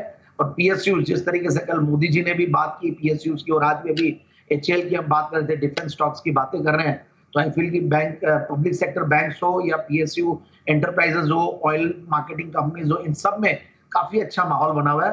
So overall buy on dips की रणनीति है। ओके, तो बाय ऑन डिप्स की रणनीति। लेकिन जैन साहब आप कुछ कह रहे थे, कौन किसके साथ फ्लर्ट कर रहा है, जरा बताइए वापस एक बार। मुझे लग गया था जैसे मैंने ये बोला तो मुझे समझ में आ गई कि अनिल जी सर्टेनली इसमें क्वेश्चन पूछने वाला है। जो स्मॉल कैप इंडेक्स है एनएससी स्मॉल कैप 100, जो मेरा फेवरेट इंडेक्स है, जो 8,600 के 52 वीक लोज से लेकर आज मतलब 16,000 के ऊपर निकल गया है, तो आई फील कि ये तो ऑलमोस्ट डबल हुआ। तो ये बस रेड और ग्रीन कर रहा है, बट ये ओवरऑल मुझे लगता है ग्रीन में ही बंद होगा। अच्छा, ये फ्लर्ट कर रहा है। आज कौन सा डे रखा है वो, ये फरवरी के ये महीने में कोई दिन चलता है ना, हमको तो याद ही नहीं रहता है। मतलब आप ही याद रखते हो, आप ही मनाते हो, जरा प्रपोज डे। अच्छा, देख लीजिए बंसल जी हालत क्या है यहाँ पर, देख लीजिए इनको पता है कौन किसके साथ फ्लर्ट कर रहा है, कौन सा डे आज है। आपको पता था बंसल जी? अनिल जी मुझे दिन नहीं पता, बट मेरे को ये मालूम है ये चीजें आजकल ट्रेंड कर रही हैं। अभी day before yesterday Anil ji, if you remember, मैं कुणाल जी के साथ गया था टाउन हॉल अनिल जी, तो वहां पर एक मोहतरमा आई अनिल जी, कुणाल जी बड़े स्टाइल में अनिल जी, मतलब कि कैनेडियन इंग्लिश में उनको बोला मेरी तरफ इशारा करते हुए कि आप इनको जानते हैं क्या, मतलब आपका भी नाम लिया। तो उन्होंने पता क्या बोला कुणाल जी को, are you trying to flirt with me. उसकी रिकॉर्डिंग भी है मेरे पास अनिल जी, मतलब कि मैं किसी को व्हाट्सएप नहीं कर रहा, आपको मिलूंगा तो दिखाऊंगा, व्हाट्सएप पे शेयर नहीं कर रहा हूँ। तो अनिल जी कुणाल जी होते तो उनकी क्लास लग जाती है। अब तो क्लास तो लगी जाएगी उनकी। लेकिन वो उन्होंने आपके लिए बोला था, खुद के लिए नहीं बोला। तो ये मत समझिएगा खाली उन्हीं की लगेगी तो आपकी भी लगेगी, दोनों साथ में होगा। नहीं अनिल जी, जैसे मैं कहीं उनको बुलाता हूँ अनिल जी, टेबल नहीं मिल रहा होता है तो मैं उनकी फोटो आपके साथ दिखाता हूँ, तो वो अनिल जी मेरे वाली चीज अपना रहे थे, बट गलत जगह पे अपना लिया और थोड़ा भारी पड़ा उनको। और देखने वाला था अनिल जी वो सीन, मतलब की रिकॉर्डिंग है मोबाइल पर, मतलब कि उनसे प्रॉमिस करा है कि फॉरवर्ड नहीं करना, मतलब कि बट दिखा सकता हूँ किसी को भी, तो 1-on-1 मिलेंगे तो आपको रिकॉर्डिंग दिखाऊंगा। पूरे हिंदुस्तान को तो दिखा दिया आपने बोल के एक तरह से। चलिए बढ़िया है, तो एंजॉय कीजिए। ये है आपके लिए बढ़िया एक्शन वाला मार्केट बनता हुआ दिख रहा है। दीप थोड़े दिन के नीचे स्टोर के आसपास है, सपोर्ट लेने की कोशिश 21,700 पर निफ्टी के आपको इस वक्त नजर आएगी। मेरे डेटा भी तैयार होते दिख रहे हैं 2:30 बजे के, और शेरी साहब भी थोड़ी देर में जुड़ेंगे, बस उसके बाद उनसे भी मुलाकात की जाए। एब्सोल्युटली सर, बट एक चीज इंटरेस्टिंग है, बाजार डेज लो पर है, बट एक स्टॉक है जो डेज हाई के आसपास ट्रेड कर रहा है। इनफैक्ट डेज हाई नहीं, वो अपने लाइफ हाई पर ट्रेड करते हुए दिख रहा है, और वो है LIC। आज फ्रेश लाइफ हाई बनाया है 1145 का। पिछले कुछ दिनों से ज़बरदस्त ट्रेडी रैली आई है। इनफैक्ट पिछले एक महीने में 35% ये स्टॉक उछला है, अपने IPO प्राइस के वेल एंड ट्रूली अबव आपको डिसेंट गेंस भी इस समय दे रहा है, और लगातार अनिल जी का इस पर भरोसा रहा है। IPO के समय कहा था लॉन्ग टर्म के लिए पैसा लगाइए, उसके बाद काफ़ी समय तक स्टॉक सुस्त रहा, उसमें कहा था कि ऐड करिए डिप पर और होल्ड करिए, कोई परेशानी नहीं है। आज ज़बरदस्त एक्शन इस पर दिख रहा है, और पिछले एक महीने से बढ़िया एक्शन दिखा है। एक बार देख लेते हैं LIC पर क्या सलाह दी गई है आपको। 2024 वो साल होगा जहां आपको LIC के शेयर में प्रॉफिट कमाने का, भाव निकलने का, अच्छा मुनाफा बने का, आपकी होल्डिंग कैपेसिटी और पेशेंस पर है, जो भी है मौका जरूर मिलेगा। मेरा लॉन्ग टर्म टारगेट LIC का 1000 से 1100 रुपए की रेंज का आता हुआ दिख रहा है। 889 उनकी कॉस्ट थी पॉलिसी होल्डर की, 889 के ऊपर निकलते उनकी कॉस्ट रिकवर हो चुकी है, और मेरा ये मानना है अभी भी होल्ड करना चाहिए, और अगर थोड़ा नीचे मिले तो फिर से आपको खरीदारी भी करनी। अच्छा, अब इसका टारगेट आप रखिए 4 डिजिट का। 4 डिजिट में पार करने के बाद ये 1100 और 1200 रुपए का स्टॉक होगा आराम से, कोई दिक्कत। अच्छा, हाँ, अब आई पार्किंग की है 1.5 साल से, तो पार्किंग के थोड़ा तो चार्जेस भी वसूल कीजिए, लीजिए, थोड़ा थोड़ा इंतजार कीजिए, रुकिए, हड़बड़ी और जल्दबाजी में बिल्कुल भी मत कीजिए। खराब समय में सिर्फ LIC खड़ा होता है, लेने के लिए दबाकर खड़ा होता है, और ब्लू चिप तो कभी बिके LIC के सामने, LIC के मुंह में पानी आता है, इसलिए आज उनके पोर्टफोलियो में इतनी जबरदस्त तेजी दिख रही है। 1100 और 1200 के जो हमने टारगेट दिए, 1100 के टारगेट के तो बेहद करीब आ चुका है। लाइफ इंश्योरेंस 5, 10, 15 और 20 साल के लिए खरीदते हैं, 5-10 महीनों के लिए, हफ्तों के लिए नहीं खरीदते हैं। ऐसे में अगर आप स्टॉक खरीद रहे हैं तो उस बिजनेस साइकिल के साथ उस तरह का नज़रिया रखकर करेंगे, तब जाके आपको उस स्टॉक में बड़ा पैसा बनेगा। LIC मेरे लिए अभी भी क्लियर कट होल्ड है। इनफैक्ट थोड़ा नीचे आए वापस तो खरीदना बनता है, बेचने की तो कोई बात ही नहीं। लगातार हर स्टेप पर आपको कहा है LIC होल्ड करिए, खरीदारी करिए, एवरेज करिए और वहां से देखिए इनफैक्ट जो इसका 52 वीक लो है उससे एग्जैक्टली डबल हो चुका है ये शेयर। तो पिछले कुछ महीनों में शानदार तेजी आपको दिखी है। नवंबर से अब तक 80% से ज़्यादा का एक्शन आपको इसमें आते हुए दिखा है। बलरामपुर चीनी, इसके भी आपका नतीजे आते हुए दिख रहे हैं। 91 करोड़ का मुनाफा है। 64-65 करोड़ के मुनाफे का हमने अनुमान लगाया था, तो उसके सामने 91 करोड़ का मुनाफा है और डबल हो गया है।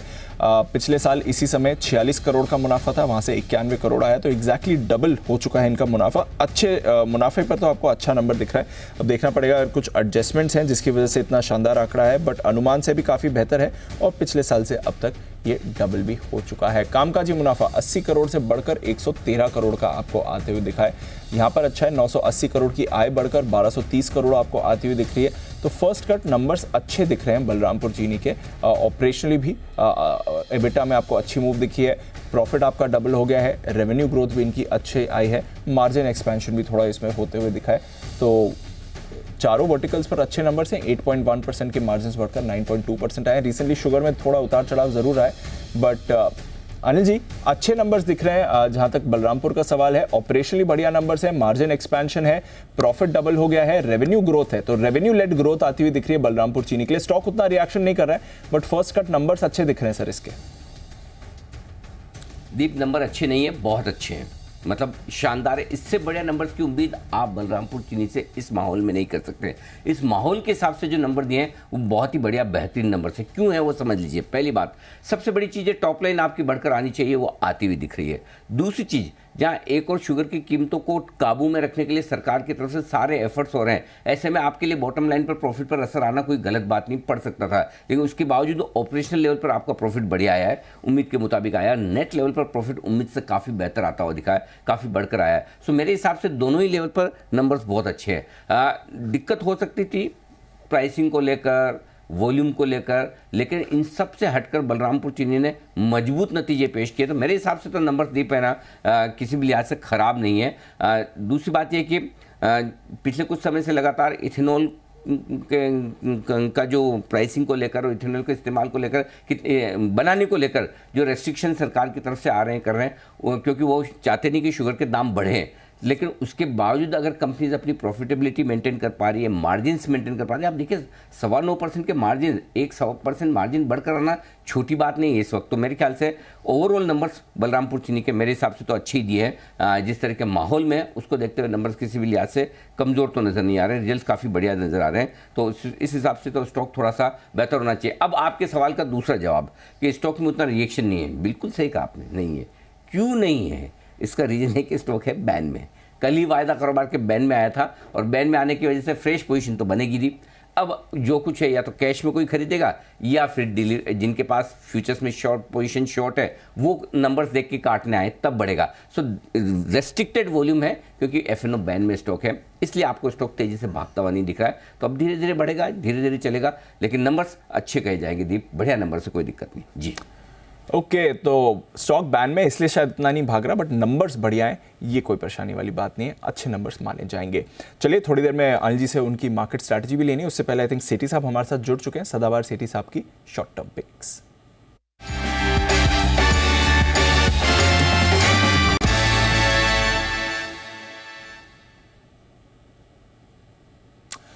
स्वागत है सेठी साहब, गुड आफ्टरनून सर। बताएं आज क्या प्लान है आपका? थोड़ा ब्रॉडर मार्केट में भी आज मुनाफा वसूली आई है ऊपर से, बट क्या करना है आज के बाजार में?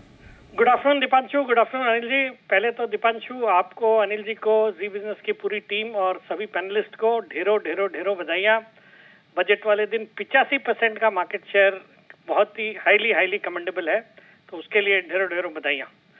और दीपांशु, मेरी जो स्टॉक पिक्स देने के पहले एक सुबह का अपडेट देना है। सुबह बाजार खुलने के पहले जो मैं मॉर्निंग शो में था, मैंने कमिंस रिकमेंड किया था, कैन बैंक रिकमेंड किया था, दोनों में बहुत ही दमदार तेजी है। कमिंस आज इस खराब बाजार में 8% ऊपर है, कैनरा बैंक अराउंड 5% ऊपर है। फिर आइनॉक्स विंड और जोमेटो भी कैश मार्केट के 2 स्टॉक दिए थे, वो भी दोनों अच्छा कर रहे हैं। इन सब स्टॉक्स में टारगेट्स आज के अचीव हो गए। और मेरा जो आज का पहला स्टॉक है दीपांशु, स्टॉक का नाम है पिट्टी इंजीनियरिंग जिसमें खरीदारी करनी है 670 के लेवल्स पे अभी ट्रेड कर रहा है। पहले इसके शॉर्ट टर्म टारगेट है 700 रुपए के, स्टॉप लॉस रखना है 660 रुपए का। एक बहुत ही जबरदस्त क्वालिटी की इंजीनियरिंग कंपनी है जो कि एक प्रॉक्सी है रेलवेज का, फिर पावर, खास करके रिन्यूएबल एनर्जी और होम अप्लायंसेस, डेटा सेंटर, इन सब के लिए ये स्टील लेमिनेशंस का, फिर मशीन कंपोनेंट्स वगैरह बनाने का काम करती है। वंदे भारत ट्रेन्स के लिए भी इनको मशीन कंपोनेंट्स और लेमिनेशन ऑर्डर्स मिले हुए हैं। फिर विंड टर्बाइंस के लिए कंपोनेंट्स बनाती है जो कि आजकल बहुत ही फोकस में रहने वाला सेक्टर है, और इनके कस्टमर लिस्ट में सीमेंस, गमेसा और बाकी भी जो विंड टर्बाइंस वाली कंपनियां हैं, आइनॉक्स विंड और सुजलोन वगैरह को कैटर करती है। और इनका एक नॉर्थ अमेरिका में जो एक सबसे बड़ी कंपनी है जो वहां पे रेलवे मॉडर्नाइजेशन और अपग्रेडेशन का काम कर रही है, वेबटेक नाम की कंपनी है, वो भी इनकी क्लाइंट लिस्ट में है, तो उसका भी एक बहुत जबरदस्त पॉजिटिव ट्रैक्शन देखने को मिलेगा। बाकी कंपनी जो आज अभी ईवी कंपोनेंट्स और मोटर्स में एक छोटे रूप में है, वहां पे बहुत सीरियसली फोरे कर रही है, तो वहां से अच्छे ग्रोथ की एक्सपेक्टेशन है। फंडामेंटल्स बहुत ही मजबूत है, return on equity 18%, return on capital employed 23%। फिर सितंबर तिमाही बहुत दमदार थी, 22 करोड़ का पैट रिपोर्ट किया जो पिछले साल 10 करोड़ का पैट था सितंबर तिमाही में, और इसके कल नतीजे आने वाले हैं। और मेरा ये मानना है कि इस तिमाही के नतीजे भी बहुत ही दमदार, शानदार होने चाहिए। तो खरीदारी करने की सलाह पिट्टी इंजीनियरिंग में for a target of 700, stop loss of 660। जारी करिए, यहाँ पर आपको बड़ा एक्शन आते हुए दिख सकता है। सेठ साहब, दूसरा स्टॉक लेता हूँ, उससे पहले एक बार अपोलो हॉस्पिटल्स के नंबर्स मार्क करने हैं। वागले साहब चार्ट पुल अप कर लीजिए, आज सुबह बात भी करी थी, नंबर्स इसके आते हुए दिख रहे हैं। फर्स्ट कट अनुमान मुताबिक ही यहाँ पर नंबर्स आपको आते हुए दिखे हैं। मुनाफा 245 करोड़ का है, हमारा अनुमान 240 करोड़ का था, बिल्कुल अनुमान मुताबिक है। 56% की बढ़त है, 154 करोड़ से बढ़कर 245 करोड़ का मुनाफा आया है, तो 56% की बढ़त के साथ मुनाफा अनुमान मुताबिक है। आय 4,850 करोड़ की आय है, हमारा अनुमान 4,800 करोड़ का था, तो अगेन अनुमान मुताबिक है। करीब 15% आय की ग्रोथ है, 4,264 करोड़ से बढ़कर 4,850 करोड़ की है। कामकाजी मुनाफा 614 करोड़ का है, हमारा अनुमान 607 करोड़ का था, तो अगेन अनुमान मुताबिक है। 21% की ग्रोथ आपको वहां पर दिखी है। और मार्जिन्स, यहाँ पर हम 13% के मार्जिन्स का अनुमान लगा रहे थे, लगभग उसी के आसपास आपको यह आंकड़ा आते हुए दिख रहा है। अन्य आय में कटौती हुई है, गिरावट हुई है 21% की, उसके बावजूद बढ़िया नंबर्स अपोलो हॉस्पिटल्स के दिख रहे हैं और स्टॉक भी पॉजिटिव टेरिटरी में। कुछ ज़्यादा बड़ा एक्शन नहीं बन रहा है, बट अनुमान मुताबिक अच्छे नंबर्स इसके आते हुए दिखे हैं। वागले साहब chart sir, Apollo hospital. Deepanshu, मैंने कहा था 6000 ब्रेक नहीं करेगा, 6400 रादर 6300 330 ऊपर का रेजिस्टेंस है। मुझे लगता है थोड़ा टाइम स्पेंड करेगा ये रेंज में, काफ़ी ऊपर चल चुका है ये, लगभग 5400 से पिछले 2-3 महीने में 1000 रुपये की मूव दे चुका है, तो यहाँ पर थोड़ा सा कंसोलिडेशन होगा। मुझे ना, मैं बहुत बुलिश हूँ, फ्रेश बाइंग की मेरी सलाह नहीं है, और सेल करना है तो 6000 के नीचे ही करना है। तो यह है आपके लिए अपोलो हॉस्पिटल्स, 6000 इंपॉर्टेंट लेवल है, यहाँ पर रखिए नजर। अब थोड़ा नंबर्स पर रिएक्शन भी आ रहा है, मार्जिन हल्के से अनुमान से कम है, 13% का अनुमान लगाया था, 13.25% के मार्जिन आए, 11% से बढ़कर या 12% से बढ़कर 13.25% के मार्जिन इनके आते हुए दिखे हैं। सेठी साहब बताएं सर, आपकी दूसरी कॉल। बिल्कुल दीपांशु, आज का जो मेरा दूसरा स्टॉक है जिसमें खरीदारी करनी है, स्टॉक का नाम है डेटामेटिक्स, जो अभी 696 के लेवल्स पे ट्रेड कर रहा है। पहले इसके शॉर्ट टर्म टारगेट है 740 के, स्टॉप लॉस रखना है 685 का। एक बहुत ही जबरदस्त कंपनी है जो कि आर्टिफिशियल इंटेलिजेंस और रोबोटिक्स का इस्तेमाल करते हुए डेटा मैनेजमेंट, डेटा एनालिटिक्स, फिर आईटी और बीपीओ सर्विसेज प्रोवाइड करती है। 6 से ज्यादा देशों में प्रेजेंट है, भारत के अलावा, जैसे अमेरिका है, ऑस्ट्रेलिया है, यूरोप, इन सब कॉन्टिनेंट्स में इनका प्रेजेंस है। और कई सारे इनके पॉपुलर प्रोडक्ट्स है कई सेगमेंट के लिए, जैसे डॉक्यूमेंट प्रोसेसिंग है, उसके लिए ट्रू कैप नाम का प्रोडक्ट है, फिर आपके वर्कफोर्स रिलेटेड ऑटोमेशन के लिए ट्रू बॉट है, डेटा माइनिंग के लिए ट्रू एआई है। तो इस तरह के पॉपुलर प्रोडक्ट्स है। कंपनी एक जबरदस्त ग्रोथ दर्ज कर रही है, फंडामेंटल्स बहुत मजबूत है, return on equity 18%, return on capital employed 22%, एक जीरो डेट कंपनी, वैल्यूएशन के लिहाज से भी बहुत ही सस्ता ये स्टॉक, 17-18 के मल्टीपल पे स्टॉक ट्रेड करता है, और एफआईज डीआईज भी अराउंड 6.5% स्टेक ओन करते हैं, जिसमें सोसाइटी जनरल है, क्वांट म्यूचुअल फंड है। और सितंबर तिमाही बहुत दमदार थी, 48 करोड़ का पैट रिपोर्ट किया जो पिछले साल 39 करोड़ का पैट था। और मेरा ये मानना है इसके भी जो तिमाही नतीजे शायद आने वाले हैं आजकल में ही, मुझे लगता है बहुत ही अच्छे रहेंगे, तो इस स्टॉक में खरीदारी करनी है for a target of 740, stop loss of 685। ये हैं 2 कैश कॉल्स आपके लिए सिटी साहब की तरफ से। पिट्टी इंजीनियरिंग और डेटामैटिक्स दोनों पर खरीदारी कर सकते हैं। शुक्रिया सर जुड़ने के लिए और अपनी कॉल्स शेयर करने के लिए। आइए चलते हैं अब अनिल जी के पास और लेते हैं 2:30 बजे की मार्केट स्ट्रैटेजी भी।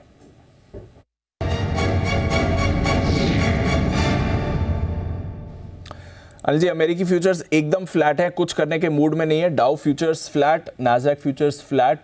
कल डिज्नी के नंबर्स आए थे, पोस्ट मार्केट में 6% गिरा था, तो शायद आज डाउ पर थोड़ा इंपैक्ट उसका दिख सकता है, बट फिलहाल एकदम फ्लैट दिख रहे हैं आपको फ्यूचर्स।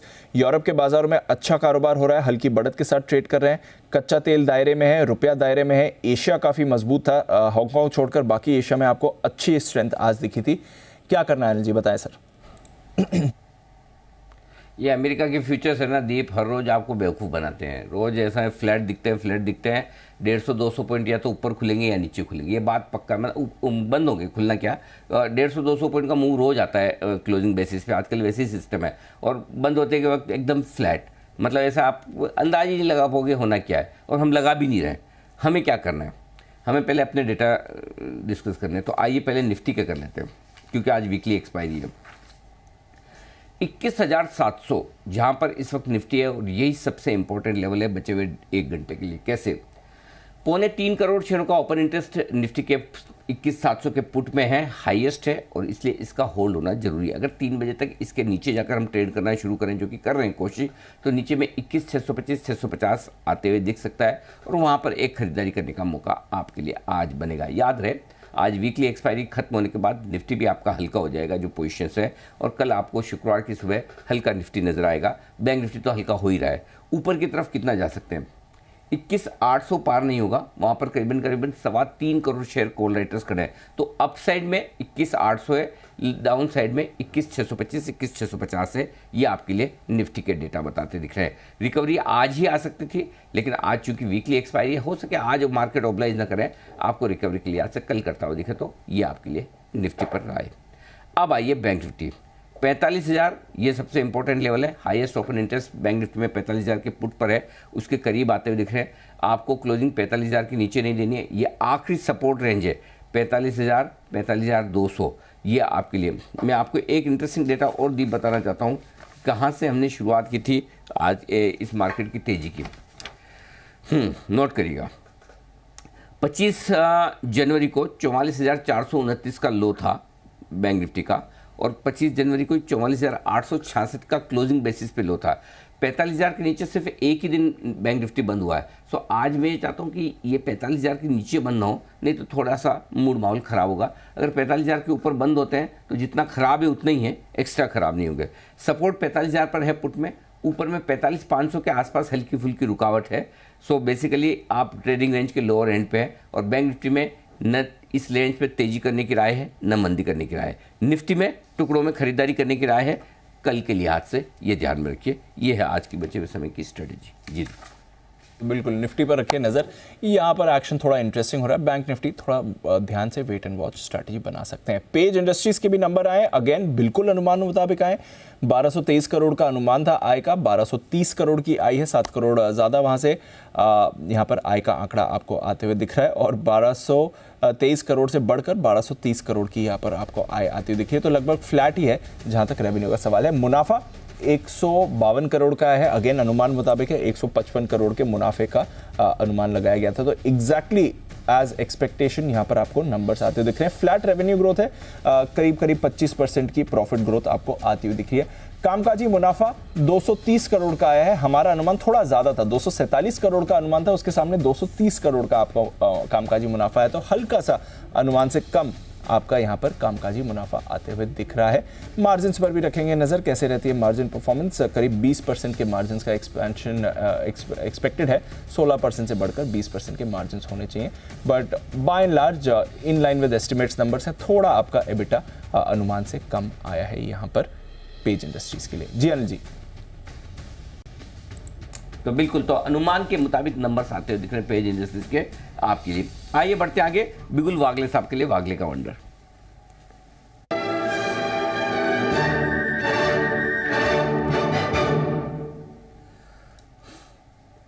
वागले साहब बताएं sir. Anil ji, banking space में मुझे वीकनेस दिखाई देता है। आरबीएल ने एक ब्रेकडाउन दिया है, 256 257 का करंट भाव है, 260 का एक मल्टीपल सपोर्ट ब्रेक किया है, तो 260 6050 के स्टॉप लॉस से आप बेच सकते हैं इसको, 4 रुपए की रिस्क होगी। On the downside 245 to 242 तक के लेवल्स मुझे कल तक दिखाई देते हैं। ओके, सुमित जी के लिए भी बिल्कुल सुमित का सुपरहिट।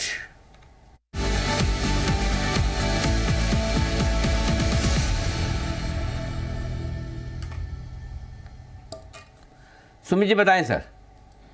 अनिल जी मेरे पास भी सेल कॉल ही रडार पे आया है। बैंकिंग स्टॉक्स में थोड़ा सा दबाव देखने को मिल रहा है, तो जो बैंकिंग स्टॉक अभी मेरे रडार पे आया है उसका अभी फ्यूचर में भाव चल रहा है 601 रुपया, 602 रुपया, 601 602 का अभी भाव है। स्टॉक का नाम है एयू बैंक। एयू बैंक के अंदर सेलिंग प्रेशर है। एयू बैंक पिछले कई दिनों से गिरावट दिखा रहा है और आज इसके अंदर ब्रेकडाउन है। एयू स्मॉल फाइनेंस बैंक के अंदर और दबाव देखने को मिल सकता है। बिकवाली करें 611 का इसके अंदर ऊपर में रेजिस्टेंस है, तो 611 के स्टॉप लॉस से एयू स्मॉल फाइनेंस बैंक के अंदर बिकवाली करके चलने का सलाह रहेगा। नीचे में जो टारगेट देखने को मिल सकते हैं, पहला टारगेट 590 रुपए का, दूसरा टारगेट 585 रुपए का। तो 1-2 दिनों के लिए बिकवाली करें एयू बैंक। 1-2 दिनों के लिए बिकवाली करिए एयू स्मॉल फाइनेंस बैंक। 590 और 585 के टारगेट्स यहां पर आपको आते हुए दिख सकते हैं। आइए, श्रीकांत चौहान साहब भी हमारे साथ जुड़ चुके हैं, करते हैं उनका स्वागत। बिगुल उनके लिए BTS double T.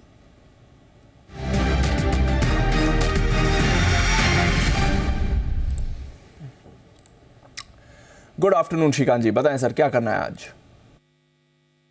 Dipanshu, good afternoon.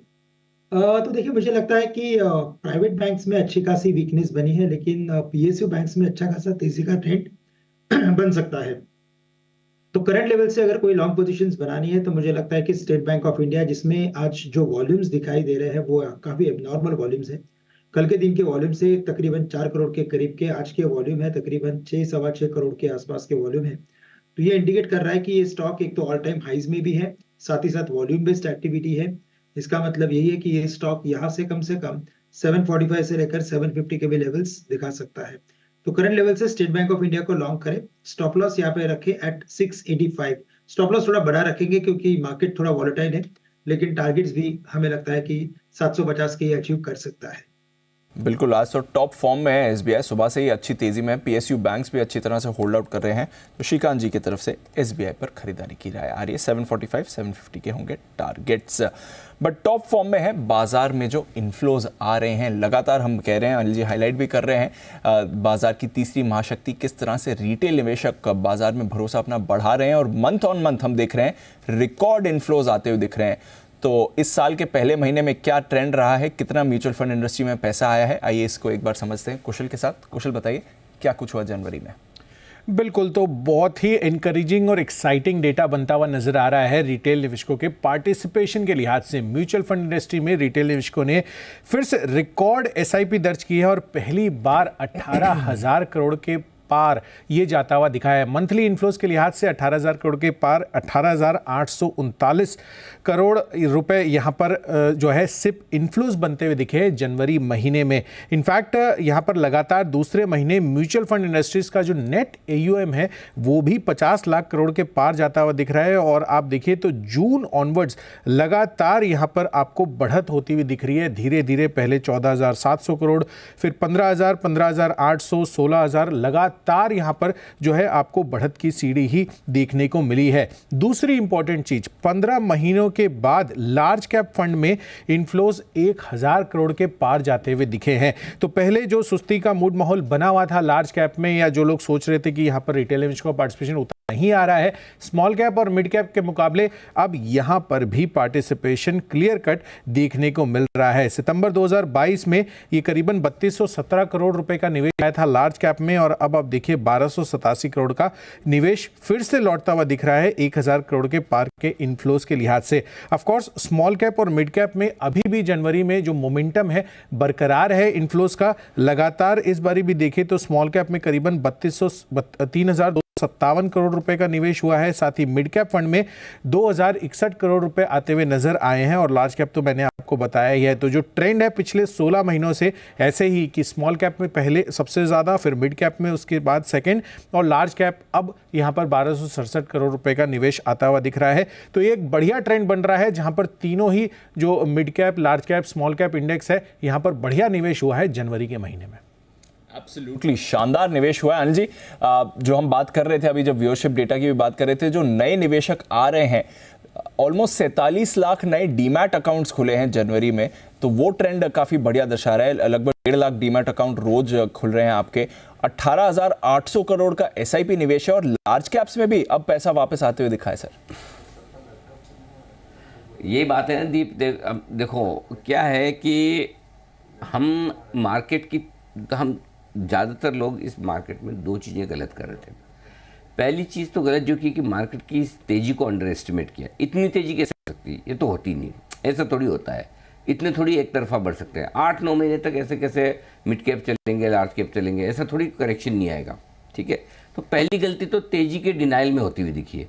और दूसरी गलती जो काफ़ी लोग कर रहे हैं वो ये है कि अरे क्या है, रिटेल तो बेवकूफ़ है, समझता थोड़ी, अक्ल थोड़ी है, अभी डाले जा रहा है, यूफोरिया, उसको समझ ही नहीं आता, बाद में जब घटेगा तब समझेगा, नीचे में बेच के भाग जाएगा। फॉर ए चेंज पिछले 2-3 साल में रिटेल समझदार साबित हुआ है। और ऐसा नहीं कि पिछले 2-3 साल में कोई मार्च 2020 से आपने तेज़ी देखी उसमें करेक्शन नहीं आए, बीच में अच्छे करेक्शन भी आए, कुछ 10-15% के करेक्शन भी आए, तब कौन सा रिटेल ने बेचा? नो डाउट, हाँ ये कह सकते हैं कि 2020 के बाद के आए हुए कुछ इन्वेस्टर्स ने ही करेक्शन देखा, हल्का फुल्का, ज़्यादातर ने नहीं देखा, मंदी अभी तक नहीं देखी, आदत नहीं है। लेकिन इसका मतलब ये नहीं कि मैच्योर नहीं है। पहले, आज से 10 साल पहले मार्केट में सबको जल्दी से पैसा कमाने की एक वो रहती थी कि बस फटाफट। लेकिन अभी जो जनरेशन आ रही है, ये जनरेशन जो आ रही है, जिनके आज अभी हम बात कर रहे थे, ये युवा लोग जो हैं 20 से 30 साल के, ये ज़्यादा समझदार हैं, मैच्योर है और इन्वेस्टमेंट के तौर पर एसआईपी के जरिए पैसा लेकर आ रहे हैं मार्केट में, म्यूचुअल फंड में लेकर आ रहे हैं, सीधे नहीं लगा रहे हैं। इनको पता है कि एक्सपर्ट्स के थ्रू लगाना चाहिए। इसका बड़ा कारण ये कि अब फाइनेंशियल एजुकेशन बढ़ रही है, चाहे हमारे जैसे चैनल्स कर रहे हों, चाहे अलग अलग जगह से हो रही हो, चाहे एक्सचेंजेस के सेबी के प्रयास हैं। अब लोगों को समझ में आ रहा है कि इक्विटी मार्केट को पहले क्या था, पहले लोगों को सबको लगता है सट्टा करने की बढ़िया जगह, ले खरीदो फटाफट पैसे बनते हैं। अब ये डेफिनेशन चेंज होकर लोगों को समझ में आ रहा है कि ये एक एसेट क्लास है, इक्विटी फाइनेंशियल एसेट है, जहां हमारा एक्सपोजर होना चाहिए और इसका तरीका सही क्या है कि इन्वेस्टमेंट किया जाए। और यही वजह, ये बदली हुई सोच जो है इन्वेस्टर्स की, वो कई सारे पुराने इन्वेस्टर्स बाजार के दिग्गज समझ नहीं पा रहे कि उनको लगता है कि ये जब बेचेंगे सब ऐसे भाग के निकल जाएंगे। नहीं, ये नहीं निकलेंगे और जल्दी से नहीं निकलेंगे। और क्यों नहीं निकलेंगे, उसका 2 रीजन है। एक, इनकी फाइनेंशियल एजुकेशन, और दूसरा, मोटे मुनाफे में बैठे हैं। क्या होता है, अगर आपने 100 रुपये में लिया और 95 हो जाए ना तो आपको बहुत डर लगता है, 80 हो जाए तो फिर आपको लगता है बेच दूं। लेकिन आपने 100 में लिया, 180 हो गया, 180 वाला 160 और 150 हो जाता है तो आपको डर नहीं लगता। ठीक है ना यार, लॉस ऑफ प्रॉफिट है, मैं लॉन्ग टर्म इन्वेस्टर हूँ, होल्ड करूंगा। तो ये बड़े बदलाव जो हो रहे हैं ना, ये मुझे लगता है कि बड़ी और सस्टेनेबल तेजी भारतीय बाजारों में जो लेकर आ रहे हैं, जो लेकर आए हैं, ये आगे इस वजह से और चलेंगे। I am so happy to see SIP के फ्लोज। एक ज़माना था हम दीप एसआईपी के लिए इतना पुश करते थे लोगों का, अरे भाई डालो, हर महीने डालो, डिसिप्लिन से डालो। लेकिन अच्छी बात यह है जो इतने सालों में मेहनत की उसका असर अब दिख रहा है। जी लूटली सर, और लगातार आप भी निवेशकों का भरोसा बढ़ा रहे हैं। बात हम रोज़ ही करते हैं किस तरह से बाजार में निवेशक पैसा अच्छे क्वालिटी स्टॉक्स में लंबे समय के लिए डाल रहे हैं, वो क्लियरली इस एसआईपी डेटा में आपको दिख भी रहा है। एएमसी कंपनीज पर भी रखेगा नज़र, यहाँ पर भी इसका इम्पैक्ट आते हुए दिख रहा है। कुछ और काउंटर्स हैं जहाँ पर आपको करना चाहिए फोकस, क्योंकि बैंक्स पर थोड़ा प्रेशर और आपको अभी अभी बढ़ते हुए दिखा है, तो उस पर रखिए नज़र, वीकनेस आ रही है। आइए कुछ कॉल्स भी हैं जहाँ पर आपको फोकस करना चाहिए। एक बिगुल और मैं आपके लिए बताता हूँ, उससे पहले वागले साहब से एक स्टॉक पर राय लेनी है। वागले साहब, मन्नापुरम जरा देख लीजिए, आज नतीजे आए थे और उसके बाद और वीकनेस आ रही है, इस समय और कमजोरी के साथ ट्रेड कर रहा है, क्या चल रहा है सर मन्नापुरम के चार्ट पे? दीपांशु, एक्चुअली कल इसने एक रिजल्ट के बाद जो आज टर्न अराउंड हुआ है, 180 के नीचे इसको ट्रेड होना ही नहीं, 190 के नीचे इसको जाना नहीं चाहिए था, इसका मोमेंटम का लॉस हो गया है। लेकिन आप अभी बेच नहीं सकते। 183 का भाव है, आपको बेचना भी होगा तो 186, 187 ऑन अ बाउंस बेचना पड़ेगा। स्टॉप लॉस 190 का होगा। मुझे लगता है ऑन द डाउन साइड 175 तक के लेवल्स दिखाई दे सकते हैं। यह है आपके लिए मणप्पुरम, जहां पर आपको क्लियरली वीकनेस इस समय बढ़ती हुई दिख रही है, काफी तेजी से गिर रहा है। एक्सिस बैंक, इस पर भी 3% का कट आपको अभी अभी आते हुए दिख रहा है। श्रीकांत जी, जरा एक बार एक्सिस बैंक का चार्ट देखें और बताएं क्या करना है सर इसमें 3% का कट।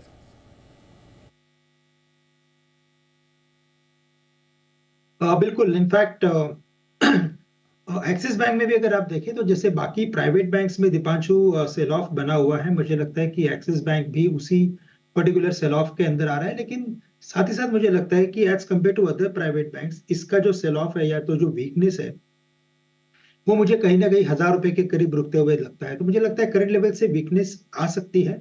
1010, 1000 के रेंज में काफी बढ़िया सपोर्ट है, तो उन लेवल्स के करीब कुछ कॉन्ट्रा बेट्स खरीदारी के लिए लिए जा सकते हैं। लेकिन करंट लेवल से मुझे लगता है कि शॉर्टिंग करना एडवाइजेबल नहीं होगा करंट लेवल्स पर, बट काफी वीकनेस इस पर आ रही है।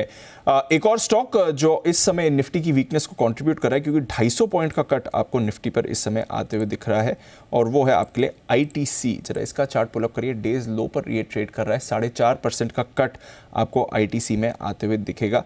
करीब 30 पॉइंट गिरावट में कंट्रीब्यूशन आपको आईटीसी की तरफ से आते हुए दिख रहा है। क्यों आज इतना बड़ा कट आया है, क्या है कंसर्न्स आईटीसी के, एक बार समझते हैं। नूपुर है हमारे साथ। नूपुर, बताइए सडनली आईटीसी में क्या हो गया? बिल्कुल, कंपनी जो ब्रिटिश अमेरिकन टोबैको कंपनी है, उनकी कंपनी में करीबन 29% की हिस्सेदारी। आज उनके नतीजे आए और प्रेस रिलीज में इंटरेस्टिंग फैक्ट सामने आए, जहां पे उन्होंने क्लियरली कहा है कि आईटीसी में हिस्सा बेचने के लिए अब कंपनी काम कर रही है। उस प्रोसेस को पूरा करने के लिए कंपनी काम करती हुई दिख रही है। ब्रिटिश अमेरिकन टोबैको कंपनी, जिसकी हिस्सेदारी है आईटीसी में करीबन 29% की, उन्होंने प्रेस रिलीज में ये क्लियर कर दिया है कि रेगुलेटरी अप्रूवल जो है उसके प्रोसेस पर अब कंपनी काम करती हुई दिख रही है, और जो स्टेक है आईटीसी में उसे बेचकर जल्दी फंड्स को रीअलोकेट भी करती हुई दिखेगी।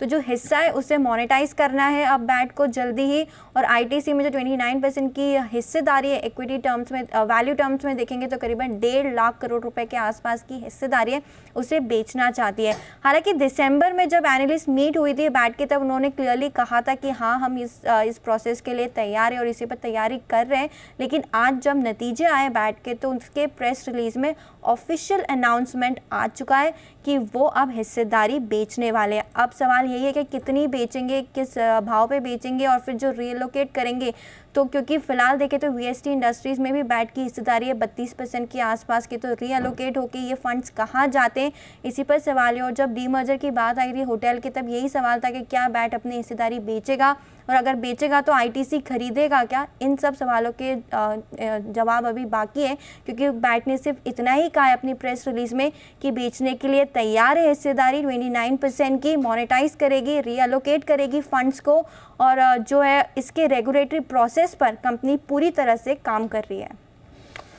ओके, तो ये है इंटरेस्टिंग खबर। अनिल जी, ये पहले भी आ चुकी है बात, बैट या ब्रिटिश अमेरिकन टोबैको, ऐसी खबर पहली बार नहीं आई कि वो आईटीसी में स्टेक सेल कर सकते हैं, बट इस बार उनके अर्निंग्स रिलीज में क्लियरली लिखा है कि हम एक्सप्लोर कर रहे हैं और शायद आगे इस पर फैसला भी ले सकते हैं। 29% हिस्सा है, अब कितना बेचते हैं ये हमें नहीं पता, बट कैसे देखना चाहिए इस डेवलपमेंट को सर आईटीसी के लिए?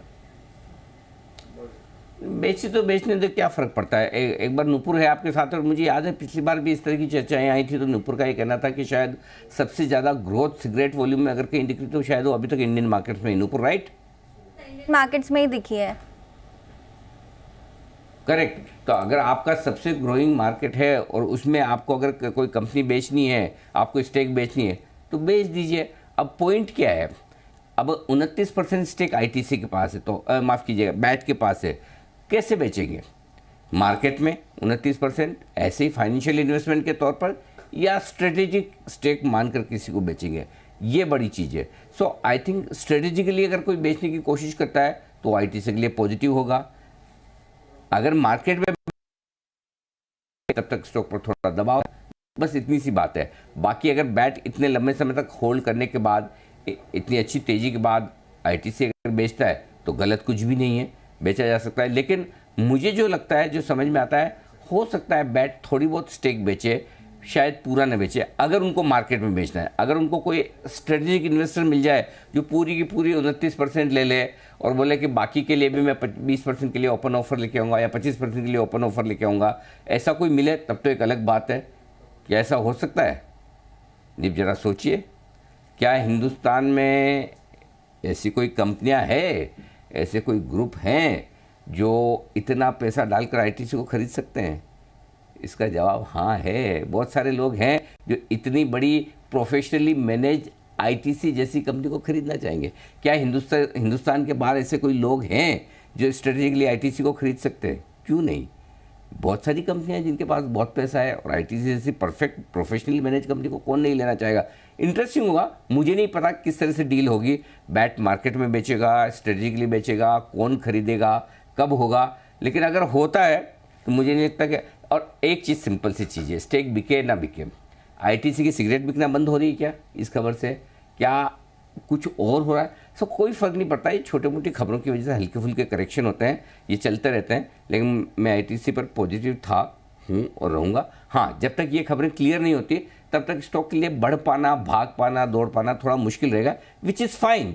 हर रोज़ आपका शेयर बढ़े, आप ये तो सोचिए ना कि इतनी बड़ी स्टेक भी लोग खरीदने को तैयार बैठे हैं, इसका मतलब कुछ तो अच्छा है कंपनी में। सो ये तो इंटरेस्टिंग डेवलपमेंट है आगे। मैं ये देखना चाहता हूँ कि बैट का बेचना इंपॉर्टेंट नहीं है, मेरे लिए इंपॉर्टेंट है कि खरीदेगा कौन।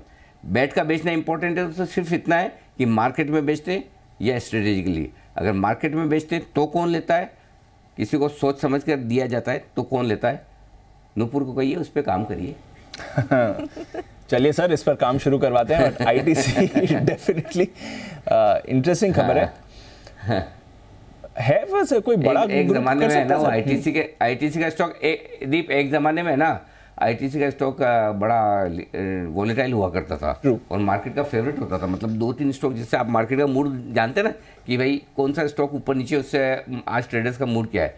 और इसका शॉर्ट फॉर्म जो आईटीसी का फॉर्म ये था, इम्पॉसिबल ट्रेडिंग कंपनी। मतलब इसमें ट्रेड करके पैसा कमाना बड़ा मुश्किल काम है। And which has proven true over a period of time. ये तो कंपनी ऐसी है जिसमें इन्वेस्ट करके आप लॉन्ग टर्म वेल्थ बना सकते हैं। आपको ये कितना हो, बंसल जी को पूछिए, बंसल जी को पता होगा। जी बंसल जी। नहीं अनिल जी, मैं पहले एक चीज ऐड करना चाहूंगा। अनिल जी, ये आप नूपुर को जो रिसर्च दे रहे हैं ना कि कौन खरीदेगा, उस पर नहीं अनिल जी, अगर इफ यू मेमोरी पे आप जो डालें तो कुछ समय पहले अनिल जी मैंने बोला भी था कि बैट अनिल जी काफी दिक्कत में है। वो वर्ल्ड ओवर अपने प्रॉफिटेबल बिजनेस में से अनिल जी एग्जिट कर रहा है, उसे पैसे की जरूरत है। तो इस पे रिसर्च करनी चाहिए नूपुर को। अभी तक किसी ने print media, electronic media, social media में इसको कवर नहीं करा है कि बैट ने क्या क्या अभी तक बेच दिया है और क्या क्या बेच सकता है। तो ये अनिल जी काफी इंपॉर्टेंट चीज है और मोस्ट लाइकली अनिल जी इसको मैंने अच्छे से डिटेल में पढ़ा है। जहां तक अनिल जी बात है, इसको कोई स्ट्रेटेजिक बायर कोई अनिल जी बेचेगा, ये मार्केट में नहीं अनिल जी बेचेगा, मार्केट में बेचेगा तो अपने मतलब कि प्राइस को खराब कर देगा अनिल जी। कोई बायर आएगा, कोई स्ट्रॉन्ग बायर आएगा, बिल्कुल आप जो बोल रहे हैं बायर पे नजर रखनी चाहिए। बट बैट के अनिल जी वर्ल्ड ओवर इसको दिक्कत हो रही है और सबसे मोस्ट प्रॉफिटेबल बिजनेस इसका आईटीसी है और उसमें से ही एग्जिट लेगा अनिल जी। और जब अनिल जी समय हो ये नूपुर का और ये आईटीसी का हो जाए तो भी अनिल जी एक बार आइएगा, काफी समय से वेट कर रहा हूँ। नहीं है, रुकिए, समय कहाँ है अभी? 8.5% से 13.5% मार्जिन आ रहे हैं एस्कॉर्ट्स के। दमदार नतीजे आपकी स्क्रीन पर एस्कॉर्ट्स के फ्लैश होते हुए दिख रहे हैं, शानदार, बेहतरीन। 277 करोड़ के मुनाफे का आंकड़ा उम्मीद से बेहतर है। और अगर आप तुलना करके देखेंगे पिछले साल के मुकाबले में तो एस्कॉर्ट्स के रिजल्ट्स बहुत दमदार आपको नजर आएंगे। अच्छे नंबर से 186 करोड़ से मुनाफा बढ़कर 277 करोड़, आय का आंकड़ा बेहतर, मुनाफे का आंकड़ा बेहतर और साथ ही कामकाजी मुनाफे के आंकड़े पे को भी हम आपके सामने रखेंगे और मार्जिन्स भी आपको सामने रखेंगे। दीप, ये एक स्टॉक है जिसने कभी न तो रिजल्ट के लिए निराश किया है, न ही स्टॉक की प्राइस एक्शन की लिहाज से निराश किया। तो ये लगातार इन्वेस्टर्स की उम्मीदों पर खरा उतरता हुआ एस्कॉर्ट्स, दमदार शानदार परफॉर्मेंस और मार्जिन्स भी मेंटेन है 13.5% के आसपास। इस लेवल पे 10-20-15 बेसिस पॉइंट का कोई खास फर्क नहीं पड़ता, लेकिन ओवरऑल नंबर्स पहली नज़र में काफ़ी अच्छे दिख रहे हैं। 8.5% से मार्जिन बढ़कर 13.5% के आते दिख रहे हैं। तो दमदार शानदार बेहतरीन नतीजे आपके लिए एस्कॉर्ट्स के। एक बार जरा एस्कॉर्ट्स के चार्ट्स पर राय ली जाए। श्रीकांत जी है हमारे साथ। श्रीकांत जी, चार्ट्स देखने का कष्ट करें प्लीज। बिल्कुल अनिल जी, जैसे आपने कहा मुझे भी यही लग रहा है कि जो टेक्निकल पैटर्न है इसका वो काफी इम्प्रूव हो चुका है। इनफैक्ट पिछले अगर 15-20 दिनों के ओवरऑल टेक्निकल पैटर्न को देखें तो इसने कई बार मल्टीपल हाइज बनाए और आज भी एक इम्पॉर्टेंट लोअर लेवल्स को रीटेस्ट करने के बाद इसमें रिकवरी बनी है। मुझे लगता है ये स्टॉक कम से कम 3050 3055 के जो इसके इमीडिएट स्विंग हाईएस्ट लेवल्स है इसे क्रॉस करते हुए नजर आएगा और फिर शायद उसके बाद ये स्टॉक 3150 से लेकर 3200 के भी लेवल्स दिखा सकता है। तो करंट लेवल से लॉन्ग करें और आज के जो लोएस्ट लेवल्स है 2860 के उसे as a stop loss consider करें और पोजिशनल ट्रेड बनाएं। ओके, तो ये है आपके लिए राय एस्कॉर्ट्स, जहां पर आपको अच्छा एक्शन दिख रहा है। जोमैटो के नंबर्स आ गए हैं और ऑलरेडी हमने देखा था कंपनी क्यू ऑन क्यू भी मुनाफे में आपको दिखेगी क्योंकि पिछले क्वार्टर मुनाफे में आ गई थी। साल दर साल देखेंगे तो पिछले साल इस समय घाटे था, इस समय भी आपको मुनाफा आया। तो लगातार दूसरी तिमाही ऐसी है जब जोमैटो में आपको मुनाफे का आंकड़ा आते हुए दिख रहा है। अनिल जी के रेडार पर तो काफी एक्टिवली है। टारगेट्स इनिशियल वाले हिट हो गए, रिवाइज टारगेट्स की तरफ ये जा रहा है। 140 का भी टारगेट हिट हो गया था, अब 150 की तरफ मूव करते हुए दिख रहा है और नंबर्स आने के बाद एक अच्छा स्पाइक आपको जोमैटो में आते हुए दिख रहा है। पिछले साल इस समय 347 करोड़ का घाटा था, उसके मुकाबले 138 करोड़ का मुनाफा आते हुए दिख रहा है। तो लगातार दूसरी तिमाही ऐसी है जहां पर आपको जोमैटो में मुनाफा आते हुए दिखेगा। नतीजे आएंगे, कमाई कराएंगे में भी हमने आपके लिए हाईलाइट करा था कि इस बार अच्छे नंबर्स आने वाले हैं इसके और अच्छे नंबर्स ही आते हुए दिख रहे हैं। आय डबल, ऑलमोस्ट डबल आपको आय आती हुई दिख रही है, डबल नहीं बट हाँ 80% की ग्रोथ तो दिख ही रही है। 1948 करोड़ से बढ़कर 3288 करोड़ की आपको आय आती हुई दिख रही है। तो बहुत ही बढ़िया रेवेन्यू लेड ग्रोथ आती हुई दिख रही है और लगातार दूसरी तिमाही ऐसी है जब मुनाफा आया है 150 करोड़ के करीब का आपको मुनाफा यहां पर आते हुए दिख रहा है। जबरदस्त परफॉर्मेंस जहां तक जोमैटो का सवाल है और अच्छा रिएक्शन स्टॉक पर भी इस समय बन रहा है। दिख रहे हैं ऑपरेशनल परफॉर्मेंस इनकी कैसी रही है क्योंकि कंपनी का फोकस रहा है कि उनकी ऑपरेशनल परफॉर्मेंस भी इंप्रूव हो। बॉटम लाइन पर तो ऑफ कोर्स उनका फोकस है ही, बट रेवेन्यू लेड ग्रोथ आपको दिख रही है। मुनाफे का आंकड़ा बढ़िया आते हुए दिख रहा है। नाक में हमने आपके लिए हाईलाइट भी किया था और जोमैटो का स्टॉक भी अच्छे एक्शन में आ रहा है। हमारा अनुमान था 84 करोड़ के मुनाफे का, तो उसके सामने 150 करोड़ का जो मुनाफा है अनुमान से काफी बेहतर आपको आते हुए दिखा है। 3050 करोड़ की आय का मुनाफे आय का हमने अनुमान लगाया था, उसके सामने आपको आय का आंकड़ा भी करीब 3288 करोड़ का आते हुए दिखा है। बहुत ही बढ़िया नंबर्स यहाँ पर जोमैटो के दिख रहे हैं। एक बार पहले चार्ट चेक ले लेते हैं और फिर जैन साहब से भी एक बार जोमैटो पर राय ले लेंगे। बंसल जी एक बार जरा चार्ट देखें सर, जोमैटो के अच्छा रिएक्शन आ रहा है नंबर्स आने के बाद। दिवांशु बढ़िया टेक्निकल चार्ट है और अपने रीसेंट हाइज के ऊपर ये चल रहा है, जो रीसेंट हाइज थे उनके ऊपर चल रहा है और टेक्निकली एक री रेटिंग का प्रबल दावेदार है। और टेक्निकली अगर आप देखें तो शॉर्ट टर्म टारगेट्स यहाँ बैठते हैं 157 158 के और गोइंग अहेड थोड़ा सा होल्ड करते हैं तो 170 प्लस के लेवल्स भी देखने को मिलेंगे। तो जिनके पास है होल्ड टाइट सेट टाइट, जिनके पास नहीं है इन स्तरों पर भी खरीदारी की राय है। इस स्टॉक को मैंने और कुणाल जी ने 137 138 के अराउंड रिकमेंड किया हुआ है। एब्सोल्युटली, तो जोमैटो में बढ़िया एक्शन है। जैन साहब एक बार आपकी भी राय लूंगा। लगातार दूसरी तिमाही ऐसी है जब आपको मुनाफे में आते हुए दिख रहा है। 1.5% के मार्जिन्स भी इन्होंने पोस्ट किए, तो कामकाजी तौर पर भी इंप्रूवमेंट आ ही रहा है और ऑफ कोर्स बॉटम लाइन पर तो दिख ही रही है परफॉर्मेंस है जोमैटो। बिल्कुल, बहुत अच्छे रिजल्ट्स आए इनफैक्ट, और हर बार याद आती है वही बात जो दीपेंद्र जी ने, कंपनी के जो फाउंडर है, उन्होंने जब बात की थी अनिल जी के साथ इंटरव्यू था कि जो हमारा भी टॉप लाइन है वो थोड़े दिनों में बॉटम लाइन हो जाएगा, 2 साल में या जो भी एक पीरियड बताई। That was a very strong statement and वैसा ही कुछ दिख रहा है होते हुए। और इनफैक्ट देखिए शुरुआत में मैं नेगेटिव था क्योंकि मैं सारे ये जो न्यू एज कंपनीज है इन लोगों के लिए नेगेटिव ही रहता था, बट ये एकमात्र कंपनी थी जिसके लिए मैं समहाउ पॉजिटिव हुआ क्योंकि मुझे समहाउ इनके जो बाकी जो डायनेमिक्स है वो बहुत बढ़िया लग रहे थे, पैरामीटर्स बहुत बढ़िया लग रहे थे। तो अब ओवरऑल इस फेस्टिव सीजन का भी बेनिफिट हमें दिख रहा है और आगे भी टूरिज्म जिस तरीके से बढ़ रहा है या ओवरऑल जो एक कल्चर बढ़ रहा है, तो ये तो कंपनी अच्छा करनी है। और दूसरा एक आईपीओ भी इनके कॉम्पिटिटर का भी आने वाला है, तो इनकी भी रिवैल्यूएशन होगी।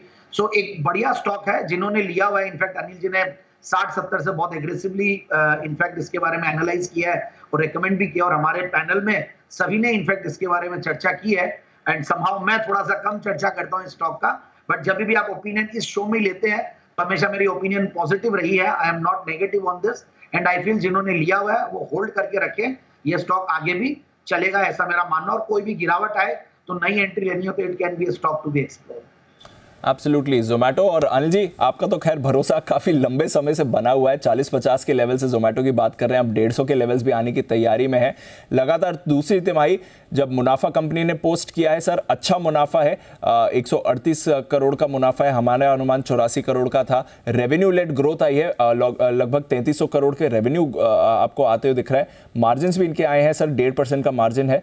अच्छी परफॉर्मेंस जोमेटो की तरफ से लगातार दूसरी तिमाही। अनिल जी दीप, देखिए ऐसा है कि ये जोमेटो को चाहने वाले और इसके दीवाने बहुत हैं, और इन नंबर्स के बाद उनकी संख्या बढ़ने वाली है, कम नहीं होगी। मतलब अब इससे बढ़िया नंबर क्या देगा जोमेटो, राइट? सिंपल सी चीज़ है, जो मैनेजमेंट कह रहा है वो डिलीवर करके दिखा रहा है। सो मेरा ये समझना है कि इन नतीजों के बाद अगर कुछ कल देखने को मिलेगा तो वो होंगे अपग्रेड्स। कई सारे और ब्रोकरेज होंगे जो अपने टारगेट जो 170-180 तक लेके आए हैं, वो 200 के पार के टारगेट शायद कल पहली बार आपको देखने को मिले।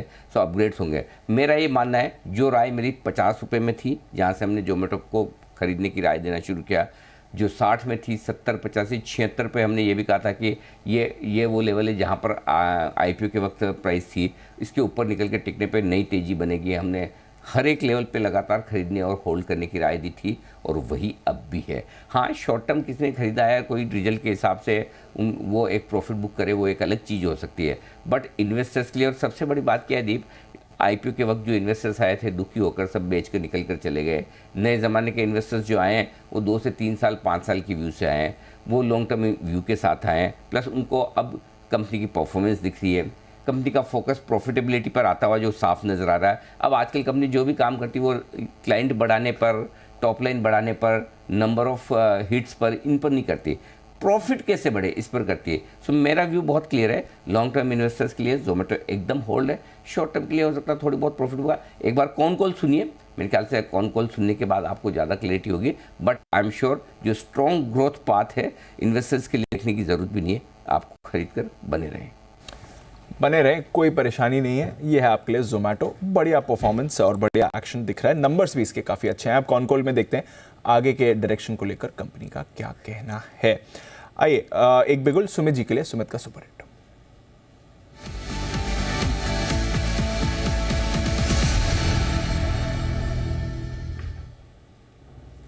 सुमित जी बताएं सर।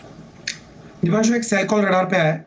सीमेंट सेक्टर में थोड़ा प्रॉफिट बुकिंग देखने को मिल रहा है, तो दिग्गज सीमेंट सेक्टर का स्टॉक अल्ट्राटेक सीमेंट 10,050 के आसपास अभी ट्रेड कर रहा है फ्यूचर्स में। इसमें 1-2 दिनों के लिए थोड़ा प्रॉफिट बुकिंग देखने को मिल सकता है, तो यहाँ पे बिकवाली करके चलने का सलाह रहेगा। स्टॉक का जो ऊपर में रेसिस निकल के आ रहा है 10,150, 10,200 के पास है, तो 10,200 का इसके अंदर ऊपर में स्टॉप लॉस लगाना है और यहाँ पे बिकवाली करना है। मोमेंटम में इसमें जो नीचे में जो टारगेट देखने को मिल सकते हैं 9,900 से लेके 9,850 तक के लेवल नीचे में देखने को मिल सकते हैं, तो बिकवाली करना है अल्ट्राटेक सीमेंट।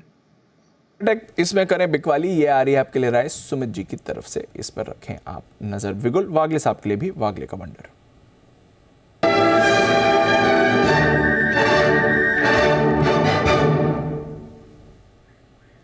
बताएं वागले साहब। दीपांशु, टाटा पावर में बाय करके चलना है। BTST 408-408.50 का करंट भाव है। मुझे लगता है ये 418-420 तक जाने के लिए तैयार है। ये मुझे लगता है कल के दिन में ही आने चाहिए।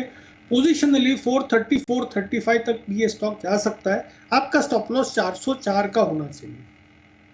तो ये है आपके लिए टाटा पावर, जहां पर आपको रखनी खरीदारी की राय 404 के स्टॉप लॉस के साथ। बिगुल श्रीकांत जी के लिए भी BTSWT।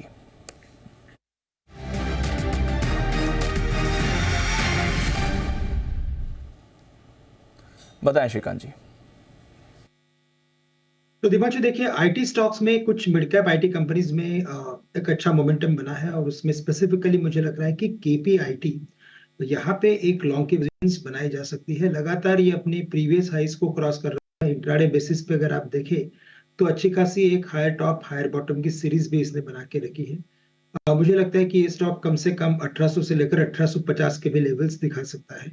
तो करंट लेवल से KPIT टेक्नोलॉजी को लॉन्ग करें। स्टॉप लॉस यहाँ पे रखे आज के लोवेस्ट लेवल्स के करीब का, यानी कि 1640 का स्टॉप लॉस रखे, लेकिन टारगेट्स नजर आते हैं 1800 से लेकर 1850 के।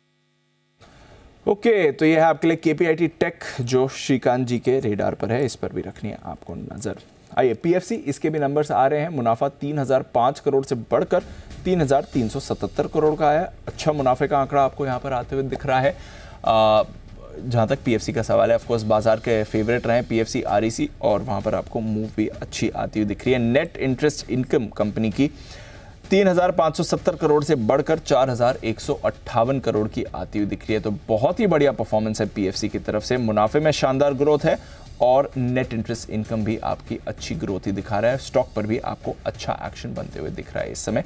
पीएफसी, पावर फाइनेंस, बढ़िया मूव ये काउंटर दिखा रहा है। एक बार हिमांशु जी से चार्ट पर राय ले लें। हिमांशु जी, पीएफसी जरा एक बार चार्ट पर राय दें sir. All in all structure setup काफी पॉजिटिव है। कल इसने एक ब्रेकआउट अटेम्प्ट किया था और यहाँ पर चैनल पर खरीदारी की सलाह भी दी गई थी। वो जो ब्रेकआउट लेवल था वो लगभग 462-465 रुपए के आसपास का था और उसी को उसने दोबारा से रीटेस्ट किया है नए हाई 478 रुपए के आसपास के बनाने के बाद। तो मेरा मानना है कि रिजल्ट्स के हिसाब से अगर क्या वॉलेटिलिटी आती है और स्टॉक 462-464 के लेवल को होल्ड करता है तो मुझे लगता है कि तेजी फर्दर रह सकती है। अगर आपके पास शॉर्ट टर्म तेजी की पोजीशंस है तो 462 यानी कि 462 के स्टॉप लॉस के साथ स्टॉक में तेजी की पोजीशंस को होल्ड करें। स्टॉक 472-475 रुपए के ऊपर अगर निकलता है तो मुझे लगता है 500 रुपए तक की मूव पीएफसी में शॉर्ट टर्म में बनते हुए नजर आ सकती है। ओके, तो पीएफसी पर रखिएगा नजर। 3.5 रुपए का डिविडेंड भी आया है। जोमैटो पर एक बार रखिए नजर, क्योंकि इनका जो शेयर होल्डर लेटर है उसमें काफी इंटरेस्टिंग चीजें हैं। और अनिल जी, 2-3 चीजें और जोमैटो ने कही है इंटरेस्टिंग। ऑफ कोर्स आपने तो खैर लॉन्ग टर्म गाइडेंस लिया ही था गोयल साहब से आगे के आउटलुक को लेकर, बट कंपनी कह रही है कि आने वाले समय में 50% की टॉप लाइन ग्रोथ उन्हें आती हुई दिख रही है। यानी कि दे एक्सपेक्ट कि 50% की रेवेन्यू ग्रोथ बनी रहेगी आने वाले समय तक। टॉप लाइन ग्रोथ की वो बात करें तो आय में शानदार बढ़त की बात कर रहे हैं। ब्लिंकिट वहां पर कह रहे हैं कि हमारी जो गाइडेंस है कि adjusted EBITDA break even level पर आ जाएगा FY25 की पहली तिमाही तक, यानी कि जून तक ये होना चाहिए इसी साल, वो भी वो बरकरार रख रहे हैं। तो ब्लिंकिट एबिटा पॉजिटिव होने की तैयारी में है, एटलीस्ट एबिटा ब्रेक इवन की तैयारी में आ रहा है। इनकी जो रेवेन्यू ग्रोथ है वो 50% रहनी चाहिए, ये इनकी ग्रोथ आ रही है। जो ग्रॉस ऑर्डर वैल्यू है वो साल दर साल डबल होती हुई दिखी है। तिमाही दर तिमाही 28% की यहाँ पर आपको बढ़त आती हुई दिख रही है। तो बहुत ही बढ़िया आगे की जो गाइडेंस दे रहा है जोमैटो वो भी काफी अच्छी आ रही है। 50% की सालाना रेवेन्यू ग्रोथ की बात कर रहे हैं सर ये। बिल्कुल ठीक है दीप, और इसी वजह से आपको इस स्टॉक को पोर्टफोलियो में रखना चाहिए, क्योंकि अब इससे बढ़िया आप क्या मतलब सुनेंगे। इतना तो बढ़िया स्ट्रॉन्ग गाइडेंस दिया है। अगर स्टॉक थोड़ा नीचे आया 145-47 से तो वजह साफ है, क्योंकि रिजल्ट से पहले एक स्टॉक में अच्छा रनअप भी हुआ। मैंने भी आपको कही था कि जब आप पूछ रहे थे, मैंने कहा अगर आपने शॉर्ट टर्म रिजल्ट के लिहाज से लिया तो प्रॉफिट बुक कर लीजिए, और लॉन्ग टर्म अगर आपका व्यू 6 महीने 12 महीने का अब भी है, कोई टेंशन वाली बात नहीं है। और 6 महीने में अगर वो कह रहे हैं कि ब्लिंकिट को भी प्रॉफिटेबल कर देंगे, कौन जाने अगली तिमाही में ही हो जाए, क्योंकि वो जो कह रहे हैं दीपेंद्र गोयल साहब उससे जल्दी करके दे रहे हैं। सो आई थिंक अगर इन्वेस्टर्स के तौर पर ये 2-4-5 रुपये के मूवमेंट को रिजल्ट पे देखिए मत, छोड़ दीजिए, भूल जाइए। इन नतीजों के बाद दीप मैं आपको ये कह सकता हूँ ज़रूर कि डेफिनेटली आप कुछ ना कुछ इसमें अपग्रेड्स आते हुए देखेंगे। सो आई थिंक जोमेटो इन्वेस्टर्स के लिए क्लियर कट होल्ड है, इसमें कोई डाउट ही नहीं। ओके, तो ये है आपके लिए जोमैटो जहां पर आपको रखनी है नजर। बढ़िया गाइडेंस भी कंपनी की तरफ से आपको आती हुई दिख रही है। आगे के आउटलुक को लेकर ब्लिंकिट भी आपको इंप्रूवमेंट की तरफ मूव करते हुए दिख रहा है। आइए बैन से बेनिफिट अपडेट ले लिया जाए आशीष की तरफ से। 10 स्टॉक्स है बैन लिस्ट में, देखते हैं क्या कुछ बदलाव हो सकते हैं।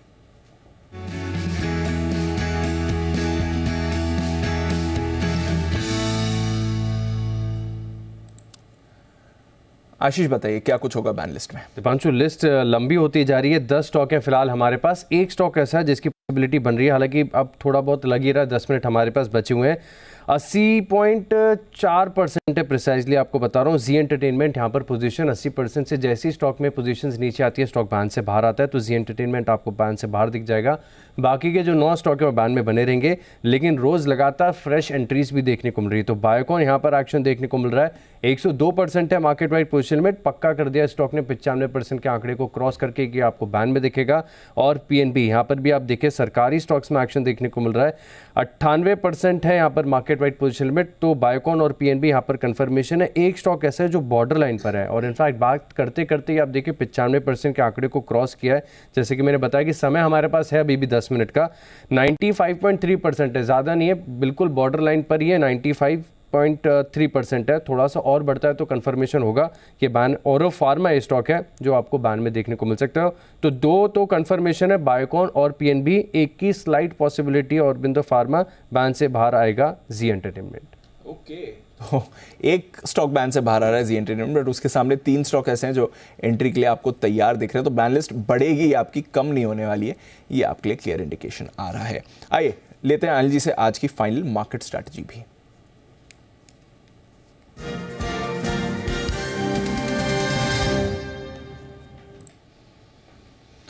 अनिल जी, कुछ बढ़िया नंबर्स के बीच बाजार तो कुछ रिएक्शन नहीं दे रहा है। इनफैक्ट डेज लो पर है, 850 पॉइंट नीचे बैंक निफ्टी है, 45,000 का लेवल तोड़ दिया है, 21,750 के नीचे निफ्टी है, 200 पॉइंट का कट।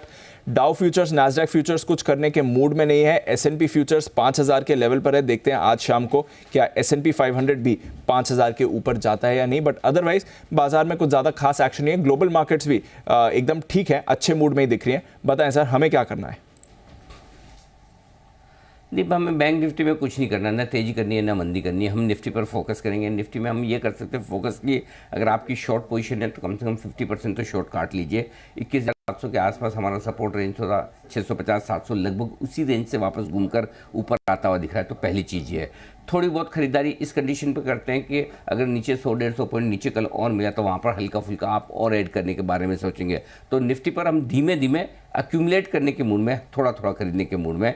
बैंक निफ्टी में हम कुछ भी करने के मूड में नहीं है। और अगर रिस्क है, चूँकि ग्लोबल मार्केट भी 2 दिन से बढ़ रहे हैं, हो सकता है घटे करे, तो आप अगर हेजिंग के तौर पर 21,500 का पुट ऑप्शन लेकर रख सकते हैं लॉन्ग पोजीशन पर, अगर आपको डर लगता है तो। और बैंक निफ्टी पर अगर आपको हेजिंग करनी है तो आपको 44,800 का पुट ऑप्शन करके कर लेनी चाहिए। अदरवाइज बैंक निफ्टी पर कोई कॉल नहीं है। निफ्टी पर हम हल्की फुल्की शॉर्ट कवरिंग और थोड़ी बहुत खरीदारी के मूड में, निफ्टी पर खरीदारी के मूड में थोड़ी शॉर्ट कवरिंग आ सकती है। बैंक निफ्टी में कुछ मत करिए, 45,000 के नीचे इस समय आपको बैंक निफ्टी ट्रेड करते हुए दिख भी रहा है। इनफैक्ट बैंक निफ्टी पर जो एक बार अनिल जी ने बात भी करी थी वो आपको दोबारा दिखाना चाहेंगे। आरबीआई पॉलिसी आने के बाद जो अनिल जी ने इंडिकेशन दिया था कि शायद बैंक्स पर अब थोड़ा केयरफुल रहिए, एक बार देख लेते हैं क्या सलाह दी गई थी बैंक्स के मूवमेंट को लेकर। और स्पेशली जो गवर्नर साहब की कॉमेंट्री थी लोन चार्जेस में, हिडन चार्जेस जो होते हैं लोन्स देते वक्त, उस पर क्या कहना है? हाल ही के दिनों में जितने भी प्रयास कंज्यूमर्स के लिए आरबीआई की तरफ से हुए हैं, उनमें ये सबसे बेस्ट है।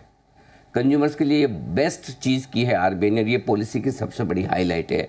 अगर आप लोन लेने जाते तो एक्चुअल बैंक कितना कमा रहा है आपको कभी पता ही नहीं चल सकता, क्योंकि आपकी कैलकुलेशन हो ही नहीं सकती है कि उनको कितना रिटर्न छूट रहा है सारे चार्जेस वगैरह मिला के। और होता क्या है, जितने भी प्रोसेसिंग चार्जेस, डॉक्यूमेंटेशन चार्जेस और अलग अलग तरह के जो भी चार्जेस लेते हैं वो अपफ्रंट लेते हैं, तो उसकी वैल्यू बहुत ज़्यादा होती है, राइट। कस्टमर को लगता है चलो ठीक है यार, ये लोन लेने के लिए तो खर्चे करने ही पड़ेंगे। सो अब अगर आप उन सबको मिलाकर इंटरेस्ट रेट देते तो एक तो सबसे बड़ी बात क्या है, सारे बैंकों की जो भी लोन की रेट्स है वो आपके लिए कंपेयर करना आसान है। पहली चीज़, सबसे बड़ी चीज़, तो आपको पता है कौन सस्ता दे रहा है लोन, कौन महंगा दे रहा है। दूसरी चीज़, अब बैंक्स अलग से कुछ भी पैसा ले नहीं पाएंगे, तो कंज्यूमर को पता है कि मुझे कितना देना है। अब इसमें बड़ी चीज़ क्या है, 6% के आसपास की इनकम इनकी कम हो जाएगी, जो अदर इनकम होती है बैंक्स के लिए। और करीबन ये समझ लीजिए कि प्राइवेट बैंक्स के, और ये इसमें नुकसान ज़्यादा प्राइवेट बैंक्स का होगा। सरकारी बैंक जो है वो आमतौर पर इतनी लूटमार नहीं करते हैं, ये लूटमार प्राइवेट बैंक्स में ज़्यादा होती है। तो मुझे लगता है कि प्राइवेट बैंक्स में इसका जो असर है वो इनकी कमाई पे, अर्निंग्स पे करीबन 3% के आसपास का पड़ता हुआ दिखेगा। एक वो on the back of envelope calculation में कर रहा हूँ, तो ये मुझे लगता है कि ये होता हुआ दिखेगा। तो उस लिहाज से मुझे लगता है ये बैंक्स के लिए और स्पेशली प्राइवेट बैंक्स के लिए अच्छी खबर नहीं है। वैसे भी प्राइवेट बैंक्स आजकल थोड़ी मुश्किलों से जूझ रहे हैं, डिपॉजिट उन्हें सस्ते मिल नहीं रहे हैं और उसकी लिक्विडिटी की समस्या थोड़ी बहुत है ही। उसके ऊपर आरबीआई की तरफ से ये एक्शन जो है ना, ये प्राइवेट बैंक्स पर भारी पड़ेगा, इसमें कोई डाउट नहीं। नो डाउट ये तो भारी तो सरकारी बैंकों पर भी पड़ेगा, लेकिन सरकारी बैंक्स के लिए कम है, प्राइवेट बैंक्स के लिए ज़्यादा नुकसान की बात है। तो मुझे लगता है थोड़ा सा बैंक्स और बैंकिंग शेयरों पर, बैंक निफ्टी पर इसके चलते हल्का दबाव रह सकता है, क्योंकि आज इस पॉलिसी में ऐसा मुझे कुछ नहीं मिला जिससे कि बैंक निफ्टी एक बड़ा ब्रेकआउट ऊपर दे दे, एक्सेप्ट कि चलो बैंक निफ्टी हल्का है, पोजीशन कम है, लेकिन बैंक निफ्टी लगातार अंडर परफॉर्म कर रहा है। इस पॉलिसी के बाद बैंक निफ्टी के लिए कोई समस्याएं दूर नहीं हो रही। बैंकिंग शेयरों के लिए लिक्विडिटी ज़्यादा होती तो उन्हें मज़ा आता, ये चार्जेस की इनकम और कम होती हुई दिख रही है। तो आई थिंक बैंक्स के लिए आज से पॉलिसी आज नेगेटिव आई है थोड़ी। अनिल जी ने हाईलाइट कर ही दिया था कैसे पॉलिसी नेगेटिव आई है और उसका इम्पैक्ट भी आपको दिख रहा है बैंक निफ्टी पर। आइए कुछ कॉल्स हैं, जाने से पहले जल्दी से ले लेते हैं। सुमित जी, बिगुल का वक्त नहीं है, कैश का ऑप्शन बताएं सर। बिल्कुल दीपांशु स्टॉक स्पेसिफिक मूव आ रहा है, तो जो स्टॉक मेरे रडार पे आया है वो अभी तेजी का स्टॉक है और दिग्गज स्टॉक अभी मेरे रडार पे आया है। 2910 2909 का अभी भाव है। स्टॉक का नाम है रिलायंस। तो रिलायंस के अंदर यहाँ से एक अच्छा ऊपर का मूव देखने को मिल सकता है। तो ऑप्शन के जरिए रिलायंस का 2900 का कॉल 70-72 रुपए के आसपास अभी ट्रेड कर रहा है, इसको लेने का सलाह रहेगा। रिलायंस का 2900 का कॉल यहाँ पे लेके चलने का सलाह रहेगा। नीचे के अंदर इसका जो स्टॉप लॉस बनेगा 55 रुपए का इसका नीचे में स्टॉप लॉस लगाना है। ऊपर में जो इसके टारगेट देखने को मिल सकते हैं 85 रुपए का इसका पहला टारगेट होगा, 90 रुपए का इसका दूसरा टारगेट होगा। तो खरीदारी करें रिलायंस का 2900 का कॉल। जी के लिए एक कॉल है, हिमांशु जी बताएं सर। दीप, वैसे तो रिलायंस इंडस्ट्रीज पर ही मेरी भी कॉल थी, सुमित ने ऑलरेडी कवर किया है, पर मुझे लगता है इस स्पेस में ऑयल इंडिया कैश सेगमेंट से यहाँ पर बीटीएसटी ट्रेडिंग किया जा सकता है। 517-516 रुपए के आसपास के लेवल्स हैं। मुझे लगता है यहाँ पर एक फ्रेश ब्रेकआउट आता हुआ नजर आ रहा है। तो बीटीएसटी के लिए 525-532 रुपए के दो टारगेट्स के लिए ऑयल इंडिया में खरीदारी की जा सकती है। स्टॉप लॉस के तौर पर 510 रुपए के स्टॉप लॉस के साथ यहाँ पर एक लॉन्ग ट्रेड इनिशिएट करके करने की सलाह। चलिए, तो शायद रिलायंस थोड़ा बाजार को संभालने की कोशिश कर रहा है। ऑयल एंड गैस में आपको एक्शन बनते हुए दिख रहा है। नजर रखिए 525 और 532 के टारगेट के लिए ऑयल इंडिया, और रिलायंस में आप ऑप्शंस के जरिए 2900 की कॉल पर खरीदारी कर सकते हैं। थोड़ा सहारा शायद वहां पर आते हुए दिखे, बट आरबीआई पॉलिसी से पहले बाजार अच्छे मूड में थे। पॉलिसी के बाद बैंक्स में बड़ा कट आया है, साथ ही आईटीसी आज आपके लिए कमजोर था। वो दो फैक्टर्स हैं जिसकी वजह से निफ्टी 250 अंक और ऑफ कोर्स बैंक निफ्टी तो 700 अंक की बड़ी गिरावट के साथ बंद होने की तैयारी दिखा रहा है। वीकनेस ऑफ कोर्स आईटीसी में आपको ज्यादा आती हुई दिखी है, बट सारे बैंक्स भी आपको कमजोर ही दिखे थे। कोटक बैंक 3.5% ये फिसला है। आईसीआईसीआई, एक्सिस, एचडीएफसी बैंक यहाँ पर वीकनेस थी। बजाज फाइनेंस आपको फिसलते हुए दिखा। Britannia, Eicher Motors, Tata consumer यहाँ पर कमजोरी रही। एशियन पेंट्स भी नरम था आज के ट्रेड के लिए। डिवीज लैब पर भी आपको प्रेशर दिखा है। सिर्फ 10-12 निफ्टी स्टॉक्स है जिन्होंने होल्ड आउट किया है। एसबीआई टॉप में था, 700 के लेवल पर एग्जैक्टली क्लोज होने की तैयारी में, 3.5% ऊपर। ऑयल मार्केटिंग कंपनीज अच्छा एक्शन था। बीपीसीएल स्पेशली अच्छा दिख रहा था। रिलायंस की अभी हम बात करी। हिंडाल्को, पावर ग्रिड, कोल इंडिया, नतीजों आने के बाद अपोलो हॉस्पिटल्स, भारतीय Airtel, Bajaj auto, hero MotoCorp जिसके कल नतीजे आएंगे, यहाँ पर भी अच्छा एक्शन आपको दिखा है। वायदा कारोबार की तरफ आइए। बड़ा कट डेल्टा कॉप में था 4.5% का। आरती इंडस्ट्री 4.5% नीचे। मेट्रोपोलिस पर वीकनेस दिखी। नतीजों के बाद मन्नापुरम में कट था। मुथूट फाइनेंस भी कमजोर हुआ। कैनफिन होम्स में गिरावट रही। पीरामल एंटरप्राइजेस, गोदरेज प्रॉपर्टीज, बलरामपुर चीनी, यहाँ पर नतीजों के बाद आपने 3% का कट दिखा। हालांकि स्टॉक बैन में है, नतीजे इसके बढ़िया आए थे, वो तो कोई डाउट नहीं था। Doctor Lal, JK cements, IDFC first bank, Dalmia Bharat, यहाँ पर भी आपको कमजोरी दिखी। कमिंस नतीजों का बड़ा रिएक्शन, 7.5% की तेजी। ट्रेंड लगातार मोमेंटम में है, आज भी 6% ऊपर है। 2 दिन में 23-24% की रैली इस काउंटर ने दिखा दी आपको। HAL समेत बाकी डिफेंस स्टॉक्स अच्छे एक्शन में थे। कल नंबर्स आने से पहले टाटा पावर में खरीदारी रही। टाटा कम्युनिकेशंस ने एक करार किया है, यहां पर बढ़िया उछाल था। Pi industries, Canara bank, Concor, oracle financial, यहाँ पर एक बढ़िया स्पाइक सुबह आई और वहां से गेंस होल्ड कर रहा है। वोल्टास, ओबरॉय रियल्टी, इस पर भी आपने अच्छी मूव देखी है। 10 दिन की तेजी के बाद आज आपके small cap index negative territory में बंद हो रहा है। सुबह तो पॉजिटिव था, उसके बाद बड़ा कट यहाँ पर आपको दिखा है। पेटीएम एक और लोअर सर्किट, रिसेंटली थोड़ा बाउंस बैक आया था 2 बड़े गिरावट के बाद, आज फिर से फिसला है 10% नीचे। आरबीआई गवर्नर साहब ने भी इस पर अपनी टिप्पणी की थी। बोरोसिल रिन्यूएबल आज 9.5% नीचे था नतीजों के बाद। यूको बैंक और आईओबी दोनों में आपको गिरावट दिखी है रिसेंट रनअप के बाद। जेके पेपर नतीजों के बाद कमजोर रहा। अंबर एंटरप्राइजेस, उनो मिंडास, central bank, bank of Maharashtra, यहाँ पर भी आपने कमजोरी देखी है। बट न्यू इंडिया एश्योरेंस सुबह से बजिंग है 11.5% ऊपर। GIC 10%, Bharat dynamics 9%, just dial, oil India, Motilal Oswal, Kalyan jewellers और मैनकाइंड दोनों में आज बड़ी ब्लॉक डील हुई थी। दोनों स्टॉक्स आपको पॉजिटिव बंद होते हुए दिख रहे हैं। First source, intellect design, algae equipments और कोचिन शिपयार्ड, यहां पर भी एक्शन अच्छा दिखा है। तो अनिल जी, आरबीआई पॉलिसी के बाद बड़ा cut sir, 1.5%, 700 point bank Nifty पर, 250 पॉइंट निफ्टी पर, और 10 दिन की एक तरफा तेजी के बाद स्मॉल कैप भी आज नेगेटिव बंद हुआ है सर। तो आज थोड़ी कमजोरी आज हमें बाजार में जरूर दिखी है। पर आइए आपको बता देते हैं कि आज शाम का क्या कुछ आयोजन किया गया है। हर बार की तरह इस गुरुवार भी आपका पसंदीदा शो बात दुनिया की तैयार है। दिलचस्प स्टोरीज हमारी टीम ने तैयार करी हैं। आइए एक बार झलक देख लेते हैं क्या कुछ आने वाला है आज।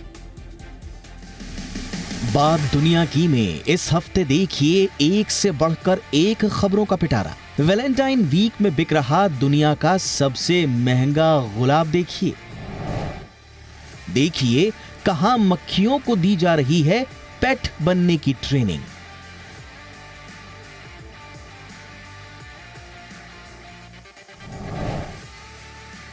और जानिए कहां होगी घरों की ऑनलाइन डिलीवरी।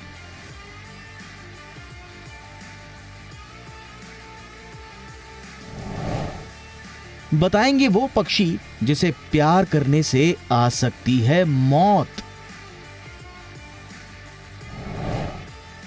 और बताएंगे एलियंस ने कहां किया एक महिला को किडनैप। देखिए बात दुनिया की आज शाम 4:26 पर सिर्फ जी बिजनेस पर। ये बात दुनिया की कुछ दिलचस्प स्टोरीज हमारी टीम ने तैयार करी हैं। आज 4:30 बजे आप ये देख सकते हैं। इसके अलावा बैंक अगर किसी को लोन देता है तो उस पर लगने वाले ब्याज दर की जानकारी तो कंज्यूमर को होती है, लेकिन उस पर लगने वाले दूसरे चार्जेस कंज्यूमर्स को साफ साफ पता नहीं होते हैं। लेकिन आरबीआई जल्दी ऐसे नियम लाने की तैयारी में है जिसमें लोन की ब्याज दर में ही दूसरे सभी चार्जेस आपको मिल जाएंगे, ताकि कंज्यूमर को पता चल सके कि सभी चार्जेस जोड़कर उसका लोन कितना एक्चुअल ब्याज देना पड़ रहा है। ऐसे में आज शाम 6 बजे हम इसी पर करेंगे चर्चा, समझेंगे कि इसमें कंज्यूमर को कितना फायदा होगा, साथ ही बैंक्स की ओर से क्या कुछ चार्जेस लगते हैं। एक्सपर्ट्स होंगे हमारे साथ जेके टक्कर साहब, पूर्व MD and CEO UCO bank के, साथ ही राजीव दास, सीईओ आई लोन क्रेडिट के, और हर्ष रुंगटा, फाउंडर फी ओनली इन्वेस्टमेंट एडवाइजर के। तो जरूर देखिए हमारा खास शो आज शाम को, लोन में अब नहीं झोल, 6 बजे। इसके अलावा पाकिस्तान में नेशनल असेंबली और बाकी चुनाव के लिए 7 वोटिंग चल रही है। पूरी दुनिया का ध्यान पाकिस्तान पर तो है ही, भारत की भी पड़ोसी देश की वोटिंग प्रक्रिया पर करीब से नजर बनाए हुए है। आखिर किस दिशा में जा रही है पाकिस्तान की राजनीति और कौन हो सकता है पाकिस्तान का अगला प्रधानमंत्री, भारत के लिए इन चुनावों में क्या है मायने। इंडिया 360 की कवर स्टोरी करेंगे विश्लेषण। पाकिस्तान में किसका कमान, आज शाम 7:56 पर, यह भी देखिए। चलिए ये है हमारा पूरा एक्शन। 800 पॉइंट का कट है, हालांकि 45,000 का लेवल बैंक निफ्टी ने होल्ड कर लिया है जस्ट अबाउट, बट 800 पॉइंट के कट के साथ बैंक निफ्टी बंद हो रहा है डबल सेंचुरी गिरावट की तरफ। निफ्टी 725 पॉइंट, सेंसेक्स और स्मॉल कैप भी आज कमजोर हो रहा है 11 दिनों की एक तरफा तेजी के बाद। सभी में बहुत बहुत शुक्रिया आज शो में हमारा साथ देने के लिए। कल सुबह वीकेंड सेशन पर आपसे फिर से करेंगे मुलाकात। आइए तब तक मृत्युंजय है हमारे साथ तैयार बताने के लिए कमोडिटी बाजार का आज का एक्शन। मृत्युंजय। बिल्कुल दीप, और मार्केट में वैसे एक्शन तो कोई बड़ा दिख नहीं रहा है। गोल्ड का मार्केट लगातार दबाव में ही ट्रेड कर रहा है। कच्चा तेल थोड़ा बहुत ऊपर नीचे हो रहा है, लेकिन बड़ा एक्शन वहाँ पर भी नहीं है। लेकिन क्या शाम के कारोबार में कुछ बड़ा एक्शन हम देख पाएंगे गोल्ड में, सिल्वर में या क्रूड में?